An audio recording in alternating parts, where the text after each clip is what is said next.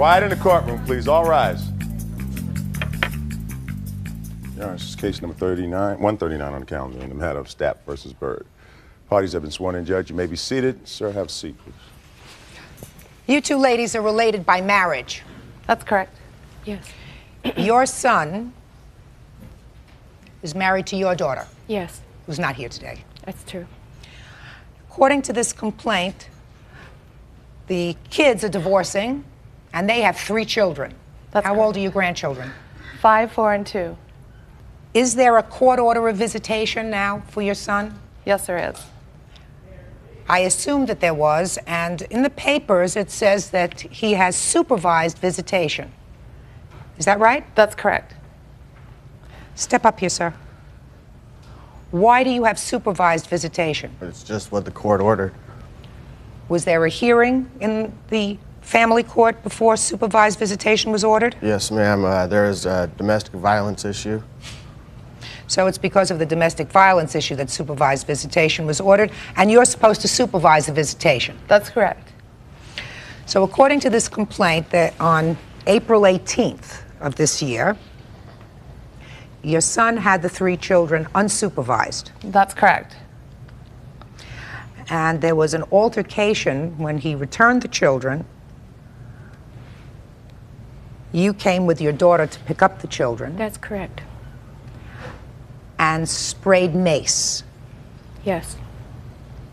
Only on Mike. Well, you say only on Michael, but inadvertently perhaps Yeah. it hit the plaintiff and it caused her some severe burning. And that's what you're suing for. That's correct. But that's not what happened. So let's start at the beginning. What were you doing with the children unsupervised? Me and Lori had a verbal agreement that it'd be all right that I'd take the kids without my mom for the day. To a barbecue. Where were you going? We went to a barbecue. And you had discussed this with Lori before? Yes, ma'am. Lori's your wife. Wife, yes. Your hours of visitation end at 6 o'clock, according Yes. to these papers. Yes. But you didn't bring the children home at 6 o'clock. No, I called from the barbecue and asked her if it'd be all right if I returned a couple hours late, which was at 8 o'clock, and that's what time I arrived. Had you been drinking? I had 1 beer at the barbecue. You're not supposed to have any beers at the barbecue if you're with your children. Right? Yes. So you were bringing your children back, and she was supposed to pick the children up at your mother's house. Yes. Brought the kids back to your mother's house, and now you're going to tell me what happened. I was in bed because I had to get up at 5 to go to work, and I heard noise coming from my garage, and I got up to go see what had happened, and I saw my daughter-in-law, Lori, pulling the children out of my son's car, which was also inside my garage, and they were having a verbal argument, and I asked them to stop. My grandchildren were crying. My youngest granddaughter had walked around the back of the car, and I had picked her up and was comforting her, and I was on the other side of my 2-car garage from the adults that were having the argument. The adults were just your son and your daughter-in-law. Correct.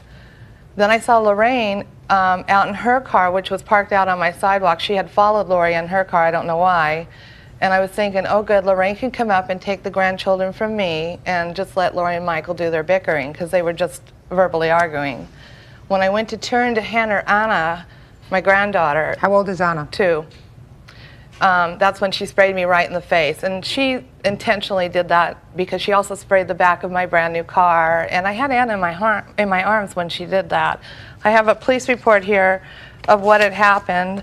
I also have a doctor's report here of the severity of the burns themselves. Where on your face were you burned? I was burned all the way down here, and it caused blisters. My nose was bleeding for like 2 weeks. It wouldn't stop because of the burns in this side of my nose. And this eye, it hit my eye just a little bit, which was really good because I had a severe reaction to the spray itself. So what happened after you were sprayed?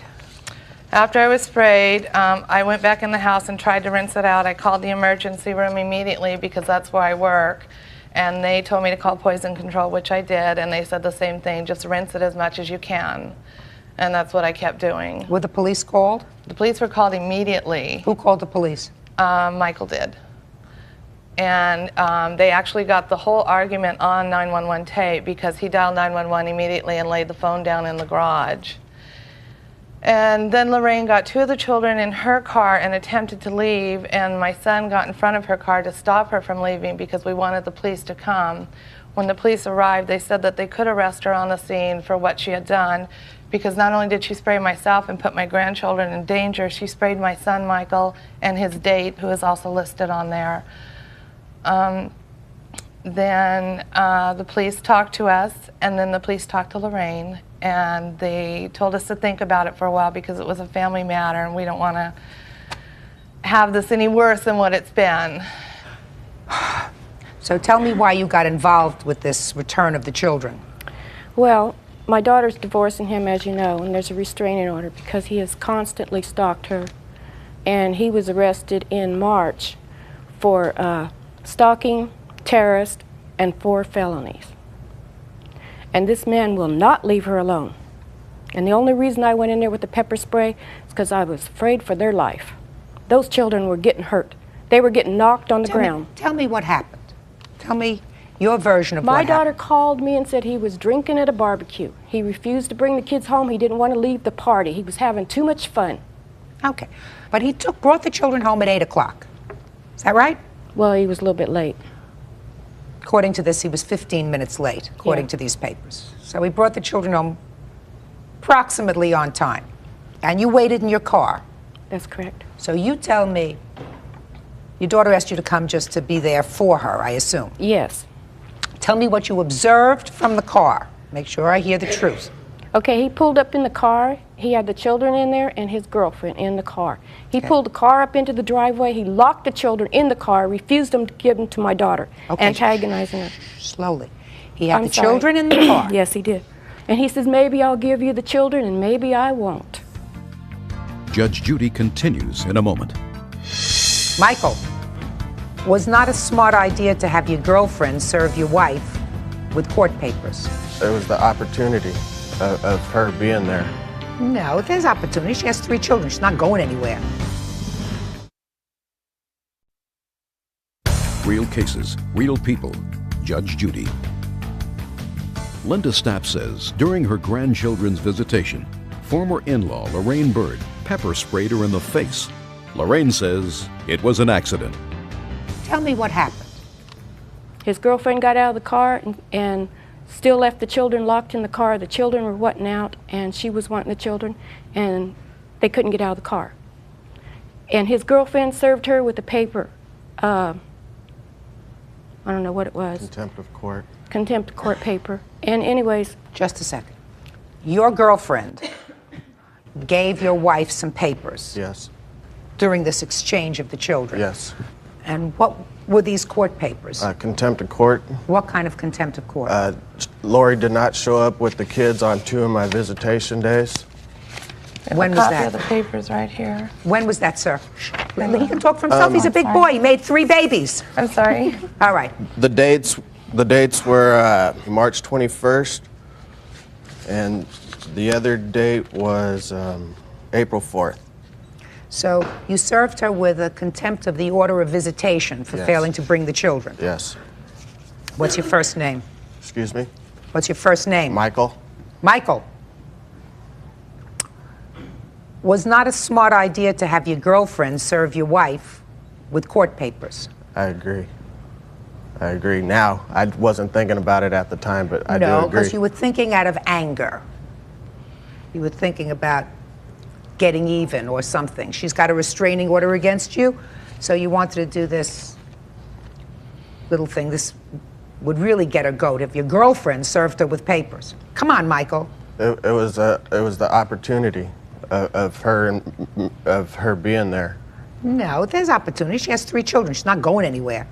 And then you can get a process server to serve her with papers. Okay. What were you doing with the pepper spray in your possession? I keep it for when I have to go out after dark. I've never used it. That's the only time I've ever used it. It was a mistake to use it. I know that, Your Honor. He finally went in the house. He come out, opened the garage door, then Miss Stapp finally came out of the house. She sat on the ground, was smoking a cigarette the whole time this fight was going on. She did not do anything until I got out of the car. When I you walked say there up was there, a fight. They were Yeah. yelling at each other. They were pulling the children apart. He was grabbing the top torso of my son, pulling his arms out of his Your socket. grandson, you mean? Yes. Let's start, sir, with at the moment that you pulled up in the car, your wife was there waiting for the children. What were the first words that were passed between the two of you? The first words were, I'm ready for the kids, can I have them now? I said, no, can you please wait, let me pull my car in the garage and get their stuff out of the house, and then you can take them home. Okay. She asked you for the children. Yes, You said no. yes. I said, could you please wait a minute and let me pull my car into the garage and get their stuff, because we had their overnight bags or their day bags, and I wanted to get all their stuff and get it all out to them at once. Michael, this is all a question of control. You understand that, Mrs. Stapp, don't you? Yes, I do. I mean, let's try to make the two grandmothers at least be reasonable. Yes. She says, let me have the children. You say, no, when I'm ready. I'm going to leave them in the car now. First, I'm going to go get their bags. Could have been just as easy to say, take the kids, put them in your car, and I'll go in and get their stuff, and I'll bring it out to the car, to your car, right? Yes. But your girlfriend had papers to serve on her. Now, were the papers in your girlfriend's possession, or were they in the house? They were in the house. So when you went into the house, you weren't only getting the children's stuff, you were also getting the papers that your girlfriend had to serve, right? Yes. See, it's all coming together. You're not supposed to use the opportunity of exchanging children during visitation to serve papers or for any other purpose. The exchange of children is difficult enough during a divorce, during a separation, so that you're supposed to do everything that you can to minimize the trauma of going from one parent to another. You didn't do that, Michael. No. That doesn't excuse what you did. I know that. Okay. Do you have medical bills? Yes, I do. And he also broke my daughter's finger in the process. Well, your daughter's not here. I know. She wanted to be here on my behalf, but she was so terrified of this man. She is so scared of him. Thursday night, he tried to run her and the kids off the road. Well, I don't know that since she's not here. Miss Yeah. Bird, True. This is an item I stated. all I can tell you is that these two people, how old were you when you got married, Michael? I was 20 years old. And how old was your daughter? She was 20. So they were two very young people who got married and made 3 children right away. And it looks to me, unless you two grandmothers get your acts in gear, they're going to make these 3 grandchildren emotional cripples over this stuff. You know, bottom line is, if he has certain faults, and I'm not saying he does, Miss Bird, Yes. but if he does have certain faults, your daughter picked him. And not only did she pick him, she made one child with him, she made another child with him, and she made another child with him. And he's going to be their father for as long as they live. Right? Right. So they have to make peace with each other. And if they're not grown up enough to make peace with each other, at least the 2 grandmothers would seem to me to contrive to give the children some comfort, some, emotional structure, rather than fighting with each other. It's ridiculous. Judge Judy continues in a moment. Right now, you have to swallow your pride, you have to swallow your ego, and you have to do what the court tells you to. So if the judge says to you, jump, you say, how high do I have to jump to see my children? Closed captioning sponsored in part by Real Cases, Real People, Judge Judy. Linda Stapp wants medical bills plus pain and suffering from Lorraine Bird for pepper spraying her face. Lorraine says it was an accident. Were you friendly with each other before this happened? Yeah, we got along for the children and for the family's sake. That's what you're supposed There to was do. no bickering or fighting. But as it stands right now, when we went to court yesterday, she lost all of her visitation rights. Mike has none. She lost all She the- violated the visitation. Yeah, that's a problem. Again, Your Honor. They have no respect for the law.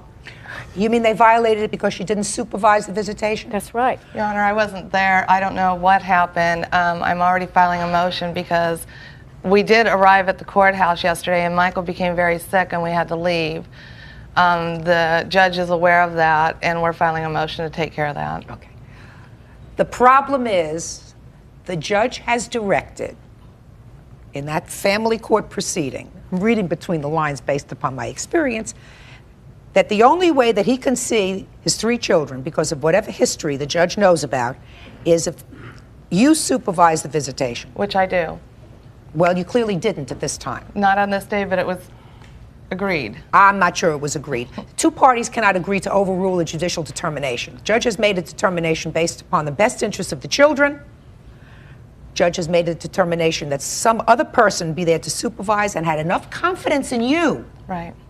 to say that other person was supposed to be you. Right. So at least on this occasion, and according to Ms. Bird on other occasions, your son saw the children unsupervised by you, as a result of which he's now lost, albeit temporarily, his right to see his children, which is traumatic for him, but also very traumatic for the children. Right. I'm sure it is very traumatic for the children, Ms. Bird. I know that. You know, I can understand that you feel as if they're my kids and I should be able to see them whenever I want to see them. But right now you have to swallow your pride, you have to swallow your ego, and you have to do what the court tells you to, because your children shouldn't feel as if you've abandoned them. Right. I agree. And at their age, they won't understand this business about supervised, not supervised. All they will know is that their daddy doesn't see them anymore. So if the judge says to you, jump, you say, how high do I have to jump to see my children? And I agree to do everything possible. Yeah, well, stop telling me you agreed to do everything. You did a lot of things wrong, Michael. And your mother knows you did a lot of things wrong. But she looks like a nice lady. And so do you. Thank you. But you 2 ladies, I certainly hope can get it together. And even if you have to say to yourselves, listen, our kids have made their mistakes. I'm not going to take sides.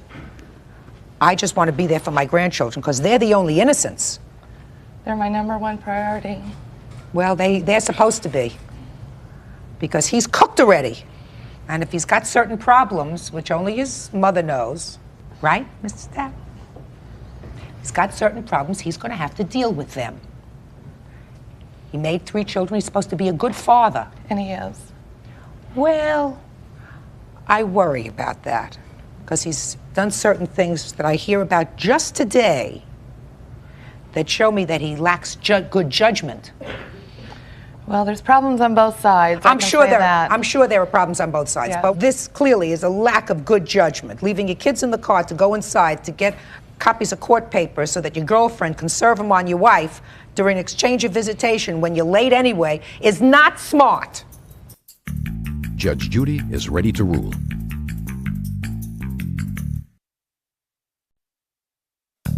Are you in a family dispute? Call 1-888-800-JUDY. How long were you out of work? I missed 1 full day, which was the next day because of pepper spray in my eye, I couldn't see. And then I missed I worked 12-hour shifts in the emergency room. So What kind of work do you do? I'm a unit assistant. What does that mean? I do everything an RN does, but I don't do injections.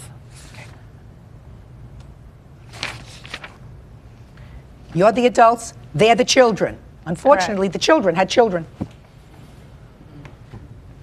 Judgment in this case is for the plaintiff in the amount of $2,500. That's all. Thank you, Your Parties are Honor. excused. You may step out. Could I have my picture? Judge Judy continues in a moment. And on the next Judge Judy. Well, I think she was fair. My only alternative was to get out of the car and try to get those children away from him. I think what I did was kind of unfair to the kids and also Lori. I believe that I could have done things different instead of what I did do.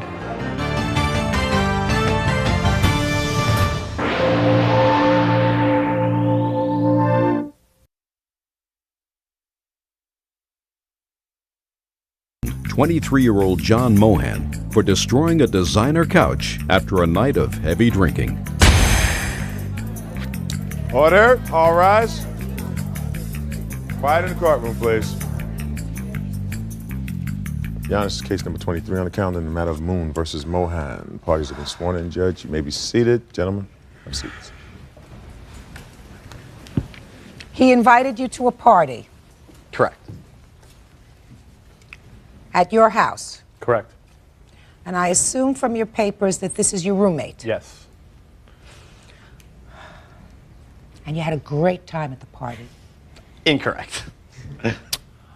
Well, you must have had a pretty good time at the party because you got blotto drunk, according to the papers, his complaint and your answer. You fell asleep on and then relieved yourself on his couch, True. ruining the couch. I assume so. You want the money for the couch? Yes. You've paid him $1,000. Slightly over $1,000. How slightly? Yeah, I haven't calculated. It's something like $1,025.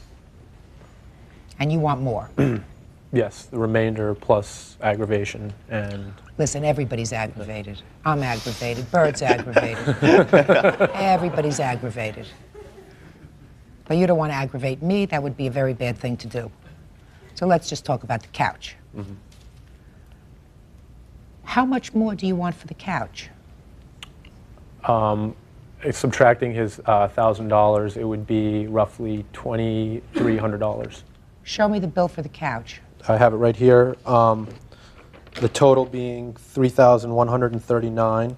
Let me see. And it's right there.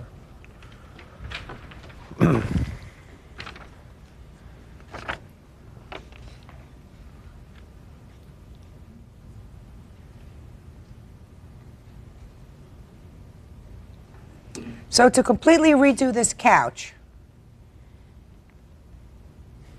reupholstery padding, cost you $3,100. Correct. You must have had a lot to drink. I certainly did. So now, tell me your defense to this additional $2,000. I'm confused on a number of issues, but first of all, Gene, Alex's roommate, said it was going to cost roughly $3,000. I gave him $140 in cash, which I have a bank receipt for. I bought him a microwave oven on a credit card for $173 and some change. I did 1 day's work for him, helping him move his mother's apartment or something like that, which he said the fee would be $50 that he would deduct. And I also rented a budget truck to help him with that, which was approximately $50.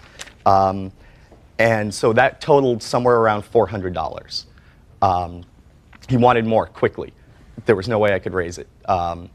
He insisted that I call my father to try and get the money from him. Gene and my father spoke over the telephone. My father said he was not going to pay $3,000. I guess Alex and my father spoke. My father said that they're being ridiculous in their demands, that he was going to handle this. Apparently, Alex agreed upon a sum of $625 because I have a check here for $625, a photocopy of a check. The note says, for John's accident, paid in full, written 1/30/98. Can I see it? You certainly can. And Alex cashed that check and signed it on the bottom, ostensibly to give to Gene. Now, I don't understand why Alex is suing me since it was Gene's property that was damaged. I further don't understand if the couch was so expensive that Gene insisted I sleep on that couch instead of the less expensive couch, which was downstairs. This couch was in Gene's room. I could explain that, Your Honor. It doesn't make any difference because nobody, how old are you? I'm 23.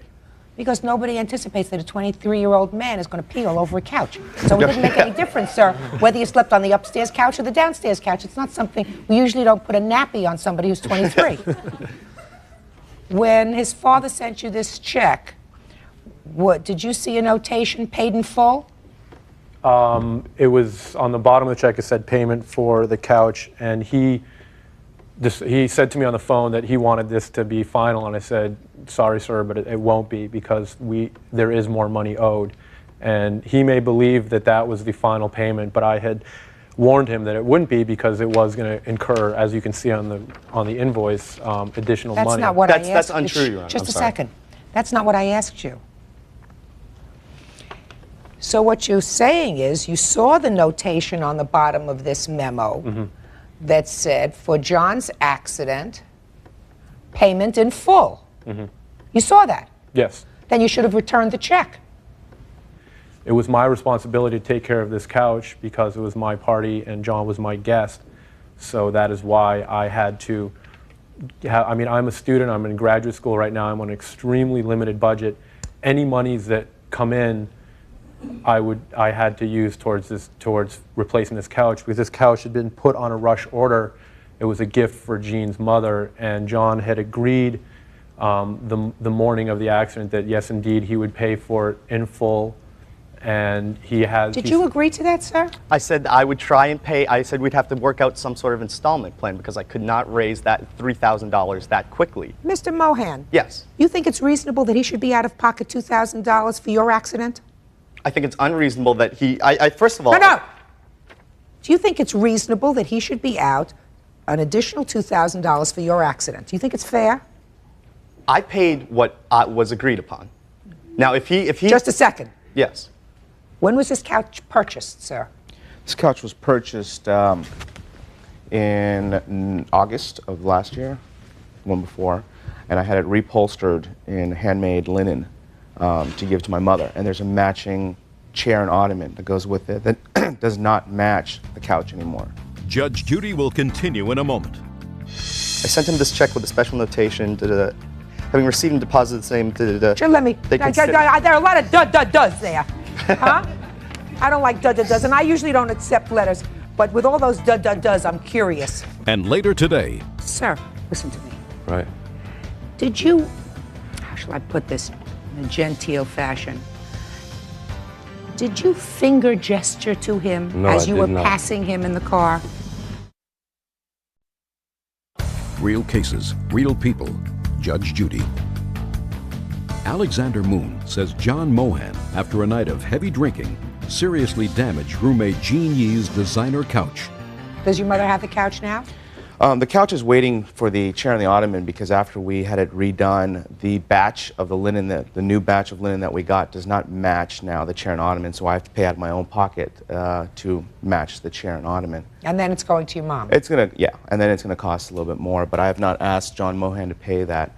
I also talked to John's father, and the reason it says paid in full is because John's father said that that is all we're gonna get out of him.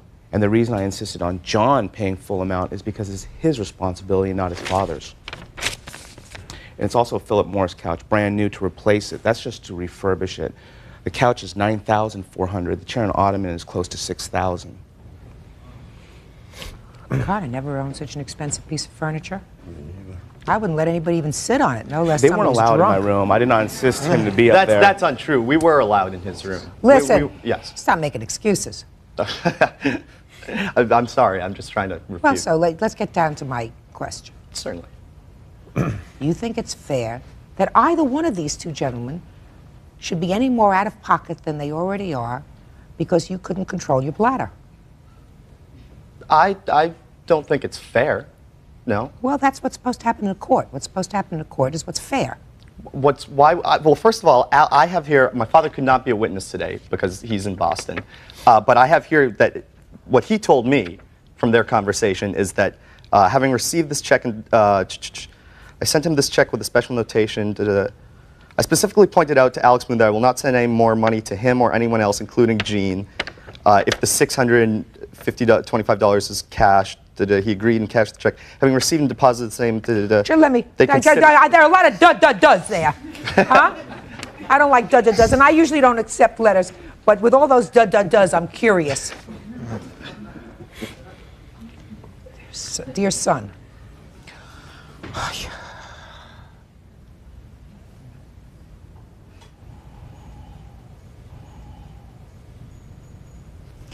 No, there's no question that if I called his father, according to this letter, his father would say that he considered his $625 payment in full. I, however, am considering it payment in full by his father. Exactly. Your Honor, I have a question. Because, Mr. Mohan, Yes. I think it is totally irresponsible of you to even question the fact that you damaged this man's property. This man's property. It's going to end up costing him far more than the additional $2,000 that he's requesting because he has to have 2 other pieces of furniture reupholstered. He's not asking to be compensated for that, although he very well could ask to be compensated for that. But it seems to me a 23-year-old man should take responsibility for what he does. Judgment in this case is for the plaintiff in the amount of $2,100. Thank you very much. That's all. Parties are excused. You may step out. You know, I'm still taking a loss from this. I'm still feeling the effects of, you know, something that John had done. It severed a relationship, it strained our relationship, and I'm glad that it's finally over and we don't have to see him anymore. Our friendship is essentially finished. And now the next case. Parties on Show TV a Lot versus Valentine. Step forward, please. Loretta Shotivia-Rott and her 20-year-old daughter, Teresa, are suing Tim and Cynthia Valentine for kicking their car in a fit of road rage. Who were the drivers of these 2 cars? That would be Ramtin Mogadam. So you can sit down. You step up here. Sit down. You were driving? Yes, ma'am. Is your wife? Yes. Have a seat. Okay. Who are you? I own the car. But you weren't there? No. Okay.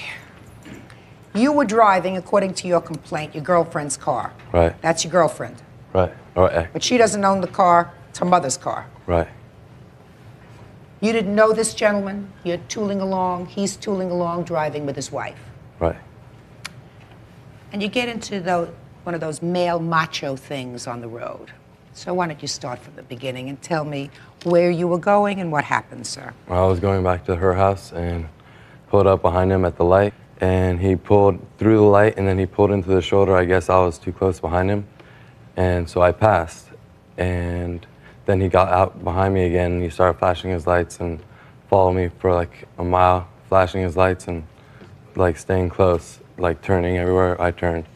And so I pulled over before I got to her house because I was afraid, you know, I didn't know who it was or what was going on. So pulled over, and then he kind of like parked in front of the car like to block it. And he came out of the car and he was like, you know, swearing and stuff and threatening me. So I got out and to like calm him down because he was like right there. And what was he saying to you, sir? When he got out of the car? he said he was sick of like these kids driving around here thinking they're cool. And I said, I don't know, you know, I hadn't ever seen him before. And so then I like offered my hand to shake his hand, and he said he wasn't gonna shake my hand. And so I kind of said something rude, and then he came, kicked the door, and jumped in his car and took off. And that's what this lawsuit is about, because he kicked the door of the car and there was damage to the car. Right. Judge Judy will continue in a moment. Ooh, you were really angry. I must have a big foot. Closed captioning sponsored in part by Real Cases, Real People, Judge Judy. Loretta Shotivia-Rott and her 20-year-old daughter, Teresa, are suing Tim and Cynthia Valentine for kicking their car in a fit of road rage. Your turn. Your Honor, my wife and I were coming home from dinner, driving on a 2-lane road. This gentleman approached at a high rate of speed, flashed his lights, honked his horn, and went by and waved his IQ, as I wrote in my report, I believe, giving us the finger. And so you were driving and he wanted to pass you. You weren't going fast enough. Is that what you're saying? well, we were doing the speed limit. I think it's 25 in the area. It's actually 30. Yeah, 25 or 35 in the area. And so when he went by and did all this, I said to myself and to my wife, I said, you know, I'm sick of this. So we followed him, flashed my lights to get him to pull over, got out of the car. We exchanged some words. My wife got out of the car with me. And did your wife get out of the car to help you or to stop you? Yeah, stop him. Miss Valentine, you don't have to answer that question. You want to know why you don't have to answer that question? Why? Because I already know.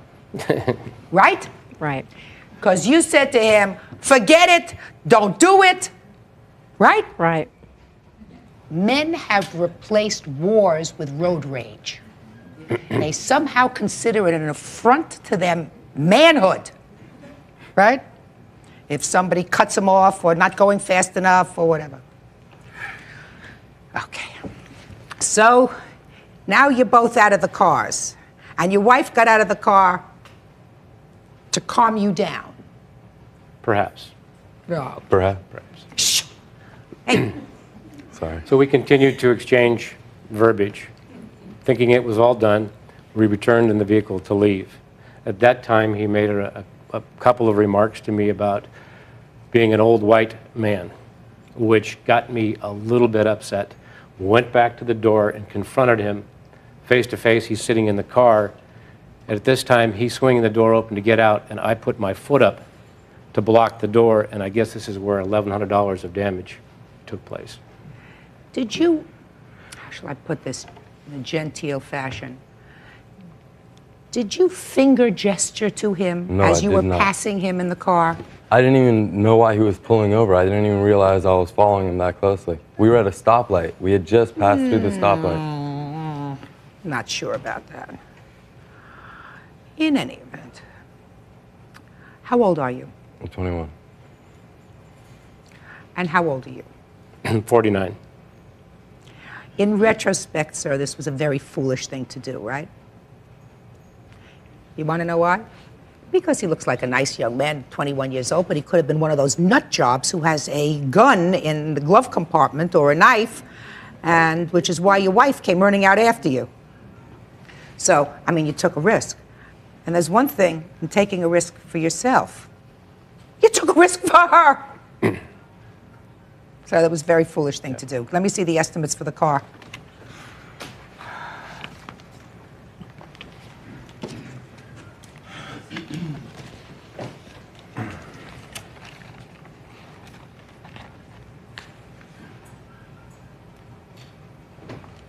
You have any photographs of the car? Yes, I do.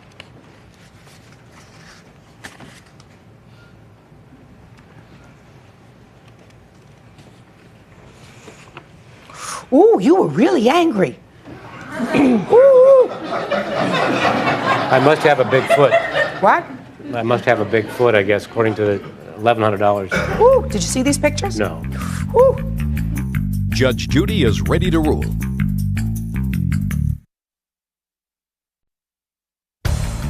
Want justice? Call 1-888-800-JUDY. Mr. Valentine, bottom line is you have to pay for the damage. You can't avoid paying for the damage. You did it, and you had no right to do it, and you shouldn't have been vigilante. But I want to talk to your wife for a second. Come up here. When you started to follow, when you saw that your husband started to follow him, what did you say to him? Do you remember? Not exactly, but probably don't bother. He's not worth it. It's not worth it. Because I didn't know it was a male in the car. She's right. Because he didn't even see me and I didn't give a finger. Listen to me. Listen to me, sir. Right. You know, this is a good lesson for you. He's got to pay this bill. But it's a good lesson for you that especially if you're driving somebody else's property, Not to pull you're over. supposed to be responsible with it. Right? Right. Good. The estimate is $1,023 for the car. Your lawsuit requests $1,100, but you're not really requesting $1,100. You're requesting what it's going to cost to fix it, right? Mm-hmm. You got it, $1,023. Thank you, that's all. Parties are excused. You may step out. Judge Judy will continue in a moment. And on the next Judge Judy. The young man was very disrespectful. I guess it was, my fault for going up there. I just think I shouldn't have pulled over at all. I should have just lost him. I couldn't believe that someone could act so irrational. Be careful, there's a lot of crazies out there.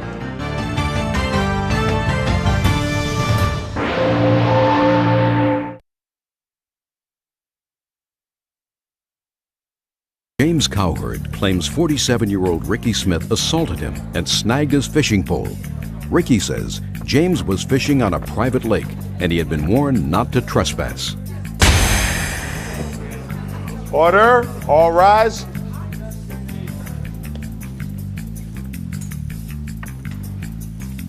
Now, this is case number 129 on the calendar in the matter of Cowherd versus Smith. Parties have been sworn in, Judge. You may be seated. Ma'am, have a seat, please. Mr. Smith, you have a home on a lake. Yes, I do. Where is it located? Indianapolis, Indiana. How many homes are on the lake? About 35 now. It's going to be 38. Is it a full-time residence? Right, right. And you believe that this is a private lake? I believe I got court statements filed by the court and by a builder. That it's a private lake? Definitely. Mr. Cowherd, according to your complaint, you knew for a long time that this was a private lake, but then you found out that the lake was no longer a private lake. Right. And you like to go fishing. I do. So you took your boat and went fishing. No, I was fishing from the bank. How do you get down to the bank of this lake? Well, the area that's belongs to the park department. You can walk through it and come around the bank and fish. So there's a park property. Right. And when did you start fishing on this lake? Probably in April. And you never fished there before because it was private? Right. What made you think you were allowed to fish there now? Well, I had a newsletter that come around in my neighborhood, Devon Neighborhood Association, and when they send the letter out to me, I read it, and so I went fishing. Okay, can I see the letter, please? So you're fishing off the bank. Were you by yourself? I had a friend of mine was fishing with me. And what happened, sir? Okay, we'd been over there fishing 2 or 3 times, and every time we'd go fishing, the sheriff would come and run us away. So I explained to the sheriff that we had a right to fish there because the property had been deeded over to the park department by Mr. Davis, the man that built the home. But they wouldn't listen to what we had to say. They'd go on and make us leave and said, no, we couldn't fish there. So after that, we went back again. And so Mr. Smith here, he came over in his boat. We was fishing there, and I had my lines out in the water.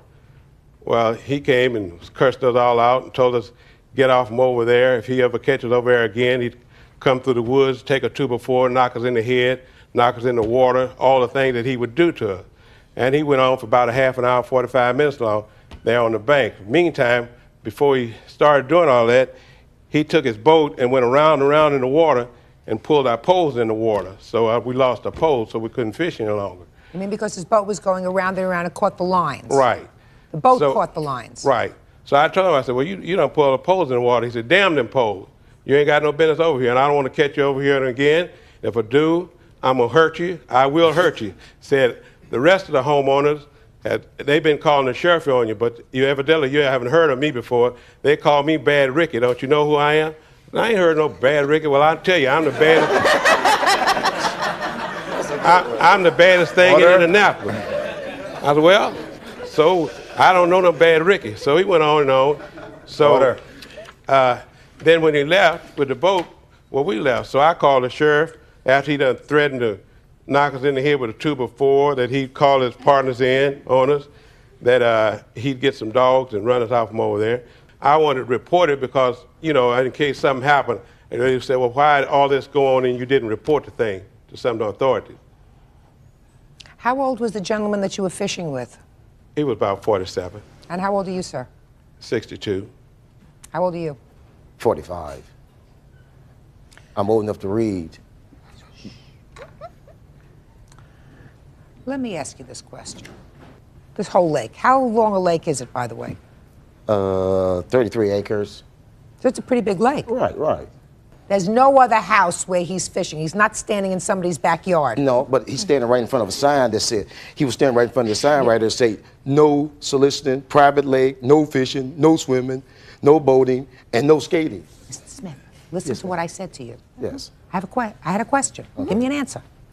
He's standing at an area where there is no house. Right. So he's not in somebody's backyard. Right. Okay. What's the big deal?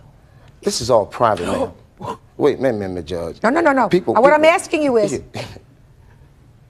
what's the big deal? Well, the big deal is first, me and my wife, we have worked hard all life, saved to buy this fabulous home on the lake.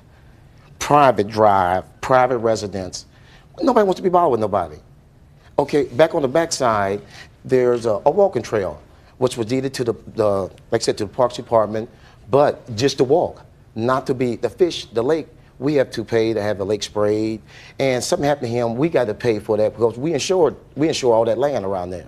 Just a minute. Let me read first what this newsletter says. Excuse me, Judge. Can I say something, Judge? Anybody can go to Kinko's and make up something. Mail it out to people. No, he didn't go to Kinko's to make this up, sir.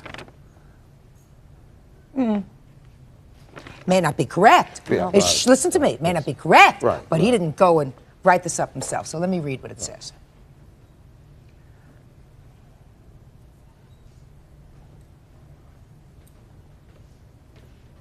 Okay.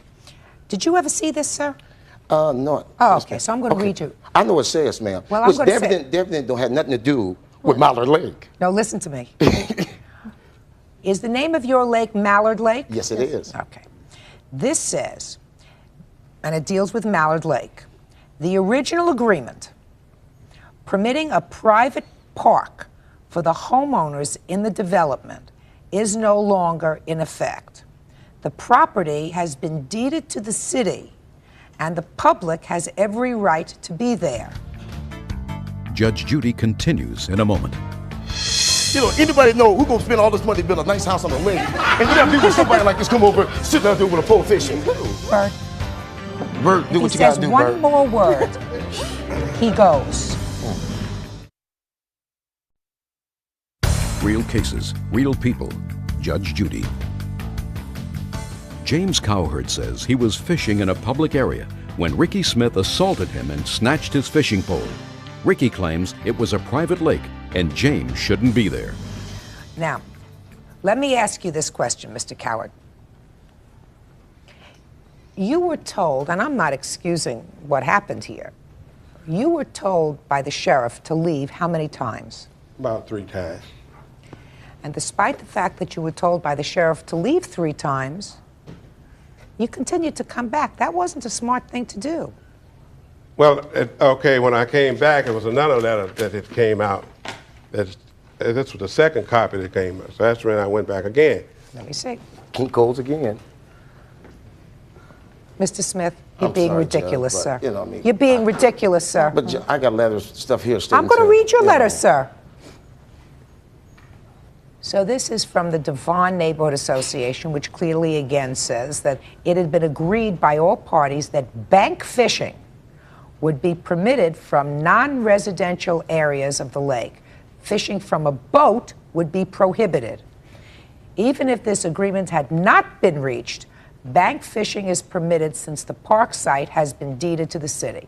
So he had some reason to believe, based upon the newsletter from his neighborhood association, that he had every right to be in this area. Now I'm going to see your evidence, sir.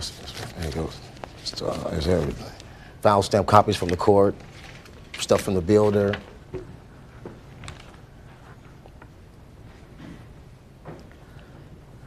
We highlighted a lot of stuff for you, Judge.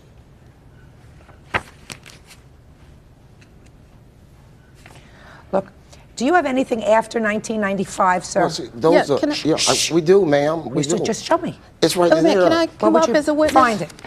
So, Who are you? I'm his wife, but then I'm the treasurer of the Mallard Lake Homeowners Association. The letter that you have right there from Davis is to his homeowners association in response to the newsletter. Our homeowner association has been going around and around with theirs, indicating that we do have a private lake. It is for use of residents only, and we don't want anybody else using that for liability reasons, et cetera, and privacy issues. And then that letter that you're looking at was sent to their homeowners association in response to those 2 newsletters saying the information that they printed is incorrect. Well, this is but this isn't from an official. This is from a builder. ma'am, we build these homes on private lakes. Nobody go spend all this money to build on a private But lake. they do make the It is, issue ma'am. If you look at the file stamp copies, it's showing you before we build our home. The all Parks those things Department was given to deeded. us on 1995. That's why it's 1995. File stamp by our court stating that the lake is private. There is a walking trail back here, but nobody else can use the lake. It's filed in there by our courts right there. And if you look at the plans and covenants from 95, what it shows is the homeowners association owns, and they call them lake easements, the lake and the homeowners. And then they separately deeded that part in the back that's listed as park property. The park owns up to the lake easement. After the lake easement, then that becomes Mallard Lake. What to me is sad is that you acknowledge that there is part of the property surrounding the lake that is public property, that is a park. Just a strip This is in the back. This is a strip of land. Whatever it is, it's a strip of land. Right, Is right. it bigger than that desk? Right, but it's not for fishing. Just a second. Is it bigger than this desk? Well, it's a strip of land going way around It's a now. strip of land, Right, right. a walking trail that goes around. Right. And your position is that it does not extend to the shore of the lake. It does not. It stays right in there. Just a second. It doesn't extend to the lake. That's your position. Yes, ma'am. Quite frankly, I have no current document in front of me, either from Mr. Davis And or it's from kind of this. right there. Just because Mr. Davis writes a letter, is Mr. Davis a city councilman? Pay attention! Well, Judge, pay attention! Does it make a difference because he Pay got a letter from attention. King Coles? Pay attention. You're going to take his letter from some place that we live there, ma'am. I want to tell you something. You got a hot temper. No, I don't, whatever. No, let me tell you Just something. get You this got a over hot with. temper, which suggests to me that his version of what happened with his fishing poles is exactly what happened. Because I was about to say to you, neither one of your documents is a legal document. I don't have a hot temper, Judge. Sir, because you don't know how to be Well, quiet. that don't make no difference, Judge. Because you don't know how to be Well, quiet. Judge, can I ask you a question? Don't No, you ever I have- don't answer questions, Well, sir. forget it, I then. ask Well, forget it. questions. It's over, then. Forget it. I ask questions. Well, ma'am, nobody spends all this money to live on a lake and to be bothered with this, ma'am. I'm just trying to explain my case to you. You got stuff filed by our courts, by Indiana courts up there, ma'am. You're not even reading them. For the development. You know, you're going to tell me. Forget it. Don't worry about it. It's over. Don't worry about it. That's right. I mean, you know what I mean? You know, anybody know who's going to spend all this money to build a nice house on the lake? And you got people, somebody like this come over, sitting out there with a pole fishing. Okay, don't worry about it. I may be wrong. Let me tell you, why it doesn't make any difference. Because you don't care, Judge. Here's your pictures here, too. Bert. Bert, do what you got to do, Bert. One more word, he goes. One more word, he goes. Judge Judy continues in a moment. And later today, I did not want to accept the money. I didn't want to complicate the relationship. So you didn't want to accept the money. Right. And she overpowered you. closed captioning sponsored in part by Real Cases, Real People, Judge Judy. James Cowherd says he was fishing in a public area when Ricky Smith assaulted him and snatched his fishing pole. Ricky claims it was a private lake and James shouldn't be there. What Mr. Smith fails to understand is he may be right and he may be wrong. He has no right to disturb your property. His recourse, if you are trespassing on the property, is to call the local authorities and have you removed. We did, ma'am. Well, you did, and it didn't work, so you decided to do what you did yourself. I did not, ma'am. I just happened to be pulling down the lake on my big, long, 20-foot boat, and then I didn't see no fishing poles in the water. How I got a 20 big old long boat? I'm sitting way in the Coward, back. I'm gonna see some poles you in the have water. bills for the fishing I'm just poles? sorry. I mean, that's ridiculous. I'm gonna see some poles in the water. I'm down a 20-foot boat. Did you see my sign? Y'all can look at my pictures. I don't care about your pictures. That's what I thought. Bottom line is, you decided that since you weren't I getting did not. satisfaction from the sheriff's department, you were going to take care of it yourself. I called the sheriff. that day, ma'am. $227.70 for the plaintiff. That's all. Whoopee. Parties are excused. You may step out. You know, I'll people be back work on here to you right here. People work on, they have a lights on the you know, lake on the, you know what I mean? What do you do? Bums come and fish on your property.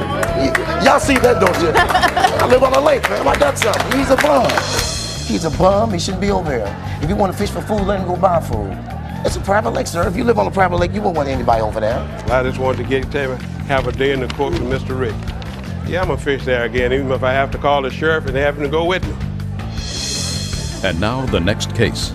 Parties on Foyardini versus Plummer. Step forward, please. Nurse Karen Fogliandini says former boyfriend and aspiring opera singer Steve Plummer owes her for a $2,500 loan. Steve says it was not a loan. It was money in exchange for staying at his place. You were dating each other for a while? That's correct. Correct. You lent him $2,500 to fix his car. Correct. He didn't pay you back. Correct. Okay. And Mr. Plummer, I read your answer, sir. And you acknowledge the fact that she gave you $2,500? Let me, because I found this sort of curious. Said she offered me the money, and you said that we would work it out later. paying her back. I didn't say that. She did. She did. Yeah, that's correct. And you took the money under those conditions, that you would work out later paying her back, correct? I didn't say that. Whether you said it or not. She said, here's the money and we'll work out a payment plan later. Well, we'll work something out later. It wasn't a payment plan, but it was to work out just a something second. later. What did you think she meant when she said, we'll work it out later? Well, I don't know. You could... Order. Just a minute. What did you think she meant, sir? I felt it was a gift. You did? Yes, I did. Wrong. No. If somebody says, here's the money you asked me for and we'll work it out later, and you accept the money, she's made it clear to you that she expects that money back. And he had mentioned on numerous occasions that he had every intention of paying it back. But then he had second thoughts. In your answer, you say, in thinking back, I feel the money was given to me in lieu of having a place for her to come to in the marina. Why don't you tell me about that? She bought a home in Oxnard at the time we met. I couldn't come to see her in Oxnard if I didn't have a vehicle that was running. When the fact came that I said, you know, my car is not running, it's not working, well, let me give you the money. Let me lend you the money. Just a second. Just a second. No. Let me give you the money. That's correct. Go ahead. I did not want to accept the money. I didn't want to complicate the relationship. So I decided, I thought about it, and I turned her down at one time. I said, no, I don't want to accept the money. She insisted on taking... So you're how old are you? 40. So you didn't want to accept the money. Right. And she overpowered you. Well, I don't look at it as overpowering. Well, there are many reasons why people give... If you didn't want to accept the money because you didn't want to complicate the relationship, something must have happened, Mr. Plummer. Judge Judy continues in a moment. Want justice? Call 1-888-800-JUDY. Go ahead. Okay. She needed a place to come back to in the marina in the Los Angeles area. She was on call in medical business. She needed also to come back several days a week and be there in the morning. And I felt for her to drive all the way back. This came up later in the whole scenario. Rather than drive all the way back to Oxnard, she needed a place to come back. And she had mentioned to me on the phone even, well, look, maybe we can work out that $2,500. I'll give you such and such amount of money per month if I can stay in your place so I don't have to drive all the way back to Oxnard. Does that conversation sound familiar to you?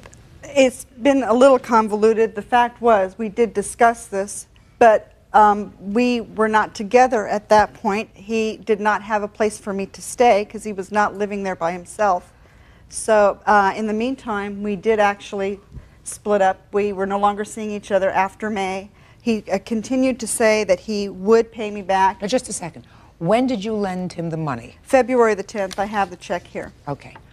And when did you have this conversation with him about perhaps using his apartment when you were coming into town, into the marina area? Once his apartment would have become available, he was expecting after May or so to have no roommate.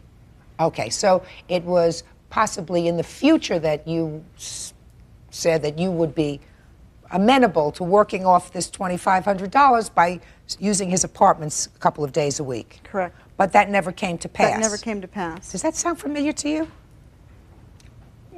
Most of it. Good. You know, Judgment in this case is for the plaintiff in the amount of $2,500. That's all. Parties are excused. You may step out. Judge Judy continues in a moment. And on the next Judge Judy. It was given to me as a gift, and I accepted it as a gift. Why do you think I'd give you $2,500? Because I'm so rich?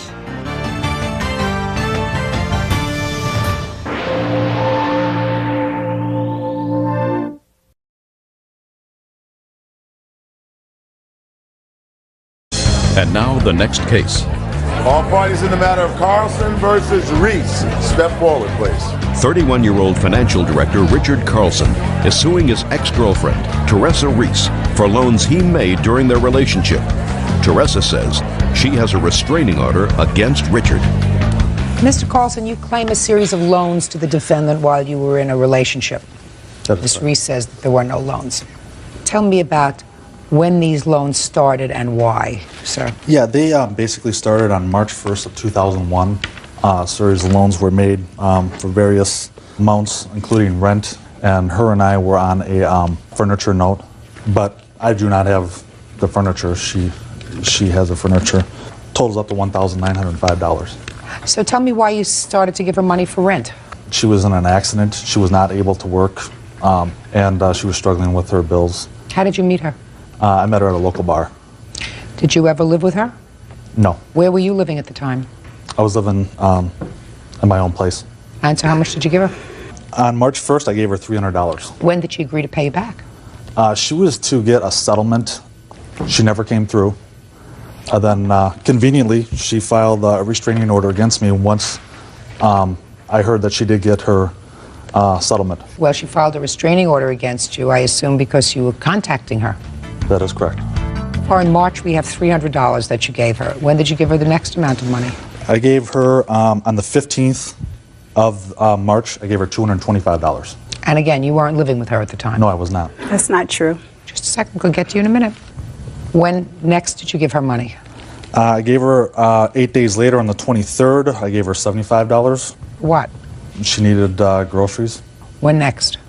And then on the 17th of April, $165 I paid for her furniture note. Her furniture note? Yes. Just a second. Her furniture note? Yes. When did she purchase furniture? She purchased it in October of 2001. Did you go with her to buy the furniture? Yes, I did. Were you planning on moving in at the time? Not at all. We were living together at the time. I'm going to get to you in a minute, Miss Reese. How much was the total amount of the furniture? I believe that the payments were $165 a month, and I believe was right around $1,900 was the loan. Approximately $2,300. $2,300. So what you're saying is, aside from these amounts of money, $300, $225, $75, $165, the other amounts of money for furniture, with furniture that was on your credit card? No, it wasn't. It was financed. Who financed it?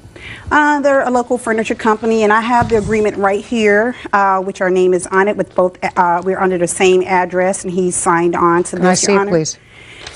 And he's given me a lot more than both names on it. Yes. And one address. Exactly. Is that right, sir? That is correct. Yeah. If I can add to it, you know, I never once was on her lease. You shouldn't have to be on her lease to live with her. Exactly, and that is my Miss point. Reese, be quiet. You don't have to be on her lease to live with her, Mr. Carlson. Let's understand that. I understand. Okay. What was the address of the place that you claim you were living and paying rent on during this time? My home address, 8529. And who do you live with there? I'm staying with my mom. So it's your mother's home? Yes. So, Mr. Carlson, it would be fair to say, sir, that most of the time you were staying with the defendant. Yeah, maybe 2 days a week. Maybe 3 sometimes? Yeah. Sometimes did you actually spend 4 days a week there? Sure. Mr. Carlson, I'm not a stupid lady. So he was living with you? Yes, he was. And I was okay, I believe that, Miss Reese. Okay. I believe that there came a time when he moved in with you. His clothes were there, his shoes were there, his underwear was there, his shaving equipment was there, you know, all the stuff that he needed. The reason why he was staying with me was because we were in an accident that he was driving. It wasn't his fault. But I had a sprain to the third lumbar in my neck, and so I was only able to work part-time, and I was in a lot of discomfort, and I needed somebody there with me. He was kind enough. He stayed with me. We were in a relationship, and we were caring about each other and everything. And we were engaged to be married until we went to the jewelry store to buy a ring on a credit card that only had a $250 limit. So? I was under the impression that he was this very wealthy guy, and he was very flashy with a lot of money. And then he could only buy you a $250 engagement ring. No, that was the limit on it. We were looking at a $5,000 ring. I mean, that's why you got rid of him, because he couldn't buy you a nice engagement ring? Well, it just started out like I would go pick him up from work, and he wasn't there, and he'd be gone for 2 or 3 days. And so I was telling him that, you know, you can do what you want because I can't control anyone. But, you know, the relationship on an intimacy level kind of ended there. So that's like probably 2-3 months into the relationship, the intimacy part was gone, and I still cared about him, but just not to that degree because I can't control him over myself. You still have this furniture? Yes. Is it all paid for? Yes. Mr. Carlson, I don't think you have much of a case, sir. What about all this money I've given her? I mean, you know. Yeah, you were staying there, and if you paid for the joint living expenses and you paid part of her rent. For 2 days? No, sir. A week? So, 2 days a How week, does that sometimes constitute 3 for a days a full week, month of sometimes rent? 4 days a week. What do you want me to do? I'm not going to go week by week and figure out whether you were living there 2 days a week, 3 days a week, sometimes 4 days a week, sometimes on the weekends. I don't think that that's what this was about. I think that you gave her money because she needed it at the time. Your Honor, may I? And you were living there. And you were involved in an intimate relationship with her. The thing of it is, with this money that was given to her, it was all verbally agreed. Hey, I'm getting a settlement. I'm getting a settlement in October, and I will pay you a lump sum of money once I get my settlement from the accident. Did you reduce that to writing? No, I didn't. Why not? Because, like I said, we were close friends. I took her word. Close friends is not what you were. I just don't know anyone else that would do this to me. You know, if you weren't a friend. No, if you were a friend, you might not put it in writing. But also, if you were not intimate with each other and planning on a future together, you wouldn't put it in writing because you were helping her out, and the anticipation was that you were going to be married and that you would get her settlement and be able to start contributing to the household that you were setting up. Did you write on any of those checks loan? No, I did not. Goodbye. Thank you. Parties are excused. You may step out. Your Honor, this is case number. And now the next case. All parties in the matter of Awald versus Wilson, step forward, please. 50-year-old bail bondsman Linda Awald is suing 31-year-old Lori Wilson for skipping bail. Miss Awald, you are a bail bonds lady. Correct, Your Honor. You don't know the defendant other than through business, is that right? Only through business. According to your complaint, she contacted you because she was arrested for something. Pay attention, Miss Wilson. You were driving with a suspended license? Yes, ma'am. And she was being held in jail. She asked you to arrange the bail. You did. You claim she owes you some money. Correct. She never paid for the bond, which was $150? That's right, Your Honor. And she made a series of collect calls. When did she call you? Starting on October 5th, as I accepted the calls, I noticed a very distraught young lady. She was crying all the time. I do have a heart, so it got to me a little bit, enough to where What did she say? She said she was in jail and she needed to get out. How much did it cost for you to issue the bond? $150, Your Honor. And how is that done? She had money on the commissary books. What does that mean on the commissary books? That means when she went into jail, she had $170.76 on her, and they confiscate the money, put it on their records, and issue her a check upon her release. Sometimes I do this, if they have the money on the books, it's issued in their name back to them, and then they must sign it and put payable to Linda Awald. Now I understand. So you said, I'll get the bond for you, which will be $150, and instead of you getting your check for the money that you had when you were arrested, you'll assign it to me, and that's how I'll get paid. That's correct.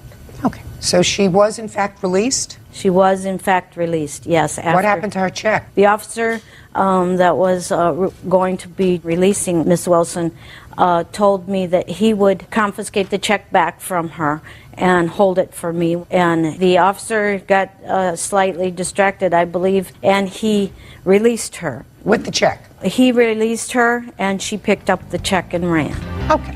When was she due back in court? She was due back in court on the 7th of October. Did she show up? No, she didn't, Your Honor. So what happened? So that issues a warrant for her arrest. At that time, it is my duty to either recover her or arrange for a recovery agent, which was done. And she turned herself in after 2 weeks. She went to the courtroom, I believe on the 6th of November, and Ms. Wilson and I did talk a little bit. She came over and approached me, which I thought was big of her. Ms. Wilson was wanting very much to clear things up. She now has 3 children and 1 grandchild, and the grandchild means the world and all to her. I think enough to maybe turn her head at that point in time. Did she give you your $150? She never paid me. Okay, Miss Wilson, let's go. Let's start with, you call her. You tell her you want her to bail you out of jail. She tells you it's $150. You tell her that you have a commissary check. You left with the commissary check. Why? Because my boyfriend was supposed to have paid her. He didn't. I told her if he didn't pay, if she really didn't get her money, I told her I would give her her money. But you didn't. $10. No, I haven't yet. I don't have it, ma'am. All right. So you didn't give her the $150. You have no proof that the boyfriend gave her $150, which is what you said in your He was answer. supposed to when I don't supposed to. All you had to do was say to your boyfriend, did you give her the $150? I hadn't seen him. But you did see him eventually. Eventually, yeah. So? And he did say he didn't give her the money. Why didn't you show up in court when you were supposed to on the 7th of October? I really don't have a good explanation for that. Okay, that's honest. You were arrested for driving with a suspended license? Yes, ma'am. This the first time you were arrested? No, ma'am. No. So you've been through bonding procedures before? Yes, ma'am. So you know the drill? Yes, ma'am. How many different bail bondsmen have you used in the past? Just 2. Did you stiff the last one? No. I wasn't trying to take anything from her. Yeah, you were. You took your money. You have 3 children. How old are they, Miss Wilson? 15, 13, and 11. Who do they live with? My mom. Your 15-year-old has a child? Yes, ma'am. Where does that child live? With my mother. You don't live with your mother? I moved in there about a month ago. Your mother has custody of the children? Yes, ma'am. Who are you working for now? I'm not. You have a substance abuse problem? Yeah, I'm an addict. I'm an alcoholic. Have you ever been into a residential rehabilitation program? Yeah. How long? 60 days. Didn't work? No. No. Why don't you try longer? You got 3 children. Yeah, I know. Well, you're going to have to find something. Your Honor? Yes. Can I say something? Yeah. I've arranged for her a victory home. It's run by a pastor and his daughter, but this is a commitment on her part, and she must make that commitment voluntarily. What got you so interested in her, Miss Awol? You don't go the extra mile for everybody. No. I felt sorry. I have kind of a soft heart if they cry a lot.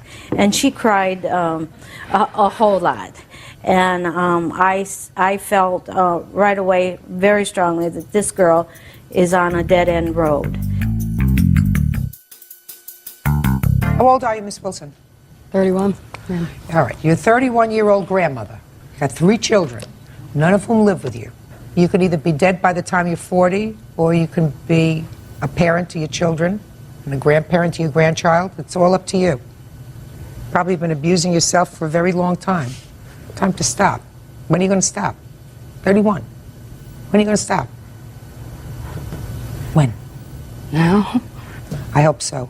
Judgment for the plaintiff in the amount of $250. That's all. Oh my God. Parties are excused. You may step out. Yes, this is case number 423 on the calendar in the matter of Gilbert versus Lucido. Parties have been sworn in. Judge, you may be seated. Ma'am, have a seat, please. Mr. Gilbert, you and the defendant were engaged to be married. Yes, Your Honor. You had your own home? Yes, and Your she Honor. had her own home. Yes, Your Honor. According to what I've read in your complaint, the 2 of you decided that it might be a good idea to buy a home together.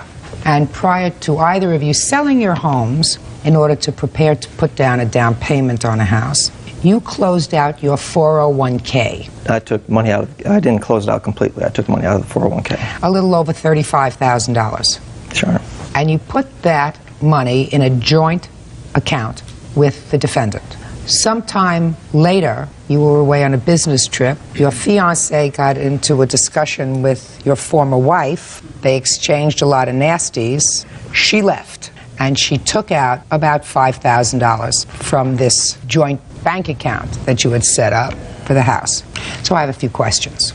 This joint account that you set up, was the only money in that account the money that you had taken out of your 401k? The savings account was purely savings. The only transactions that happened to it was my putting the money in and her taking the money out. Is that correct? That is correct, Your Honor. And am I correct that there was a discussion between the 2 of you that that money was going to be used as a down payment on the house? That is Yes, not Your Honor. correct. That is not correct? That is not correct, Your Well, Honor. tell me what you thought that that money was for. Okay, well, David and I both put it into the savings account. We opened up a new savings account, and then he had it linked to my checking account so that his name was also on my checking account, which was fine by me. I was in love. I was going to marry the man. I wanted to be able to have our money shared. I have a written and verbal contract, Your Honor, that states that our money was our monies, and I didn't just take his money and use it. Were you living together at the time? Yes. In whose house? Mine. And how did you pay joint bills? I paid them all. Out of your checking account? Correct. Did the plaintiff give you any money towards those bills? No, he did not. Is that right? Towards those bills, no, Your Honor, but I did several things around the house to fix the house up. Dinners. I don't care about that. How long had you lived together? About 2 months, I think. 2.5 months, Your Honor. Now you're going to tell me, Miss Lucido, what you took that money for? Primarily for a MasterCard payment. A MasterCard payment? Yes, I have. Let me see it, please. Okay.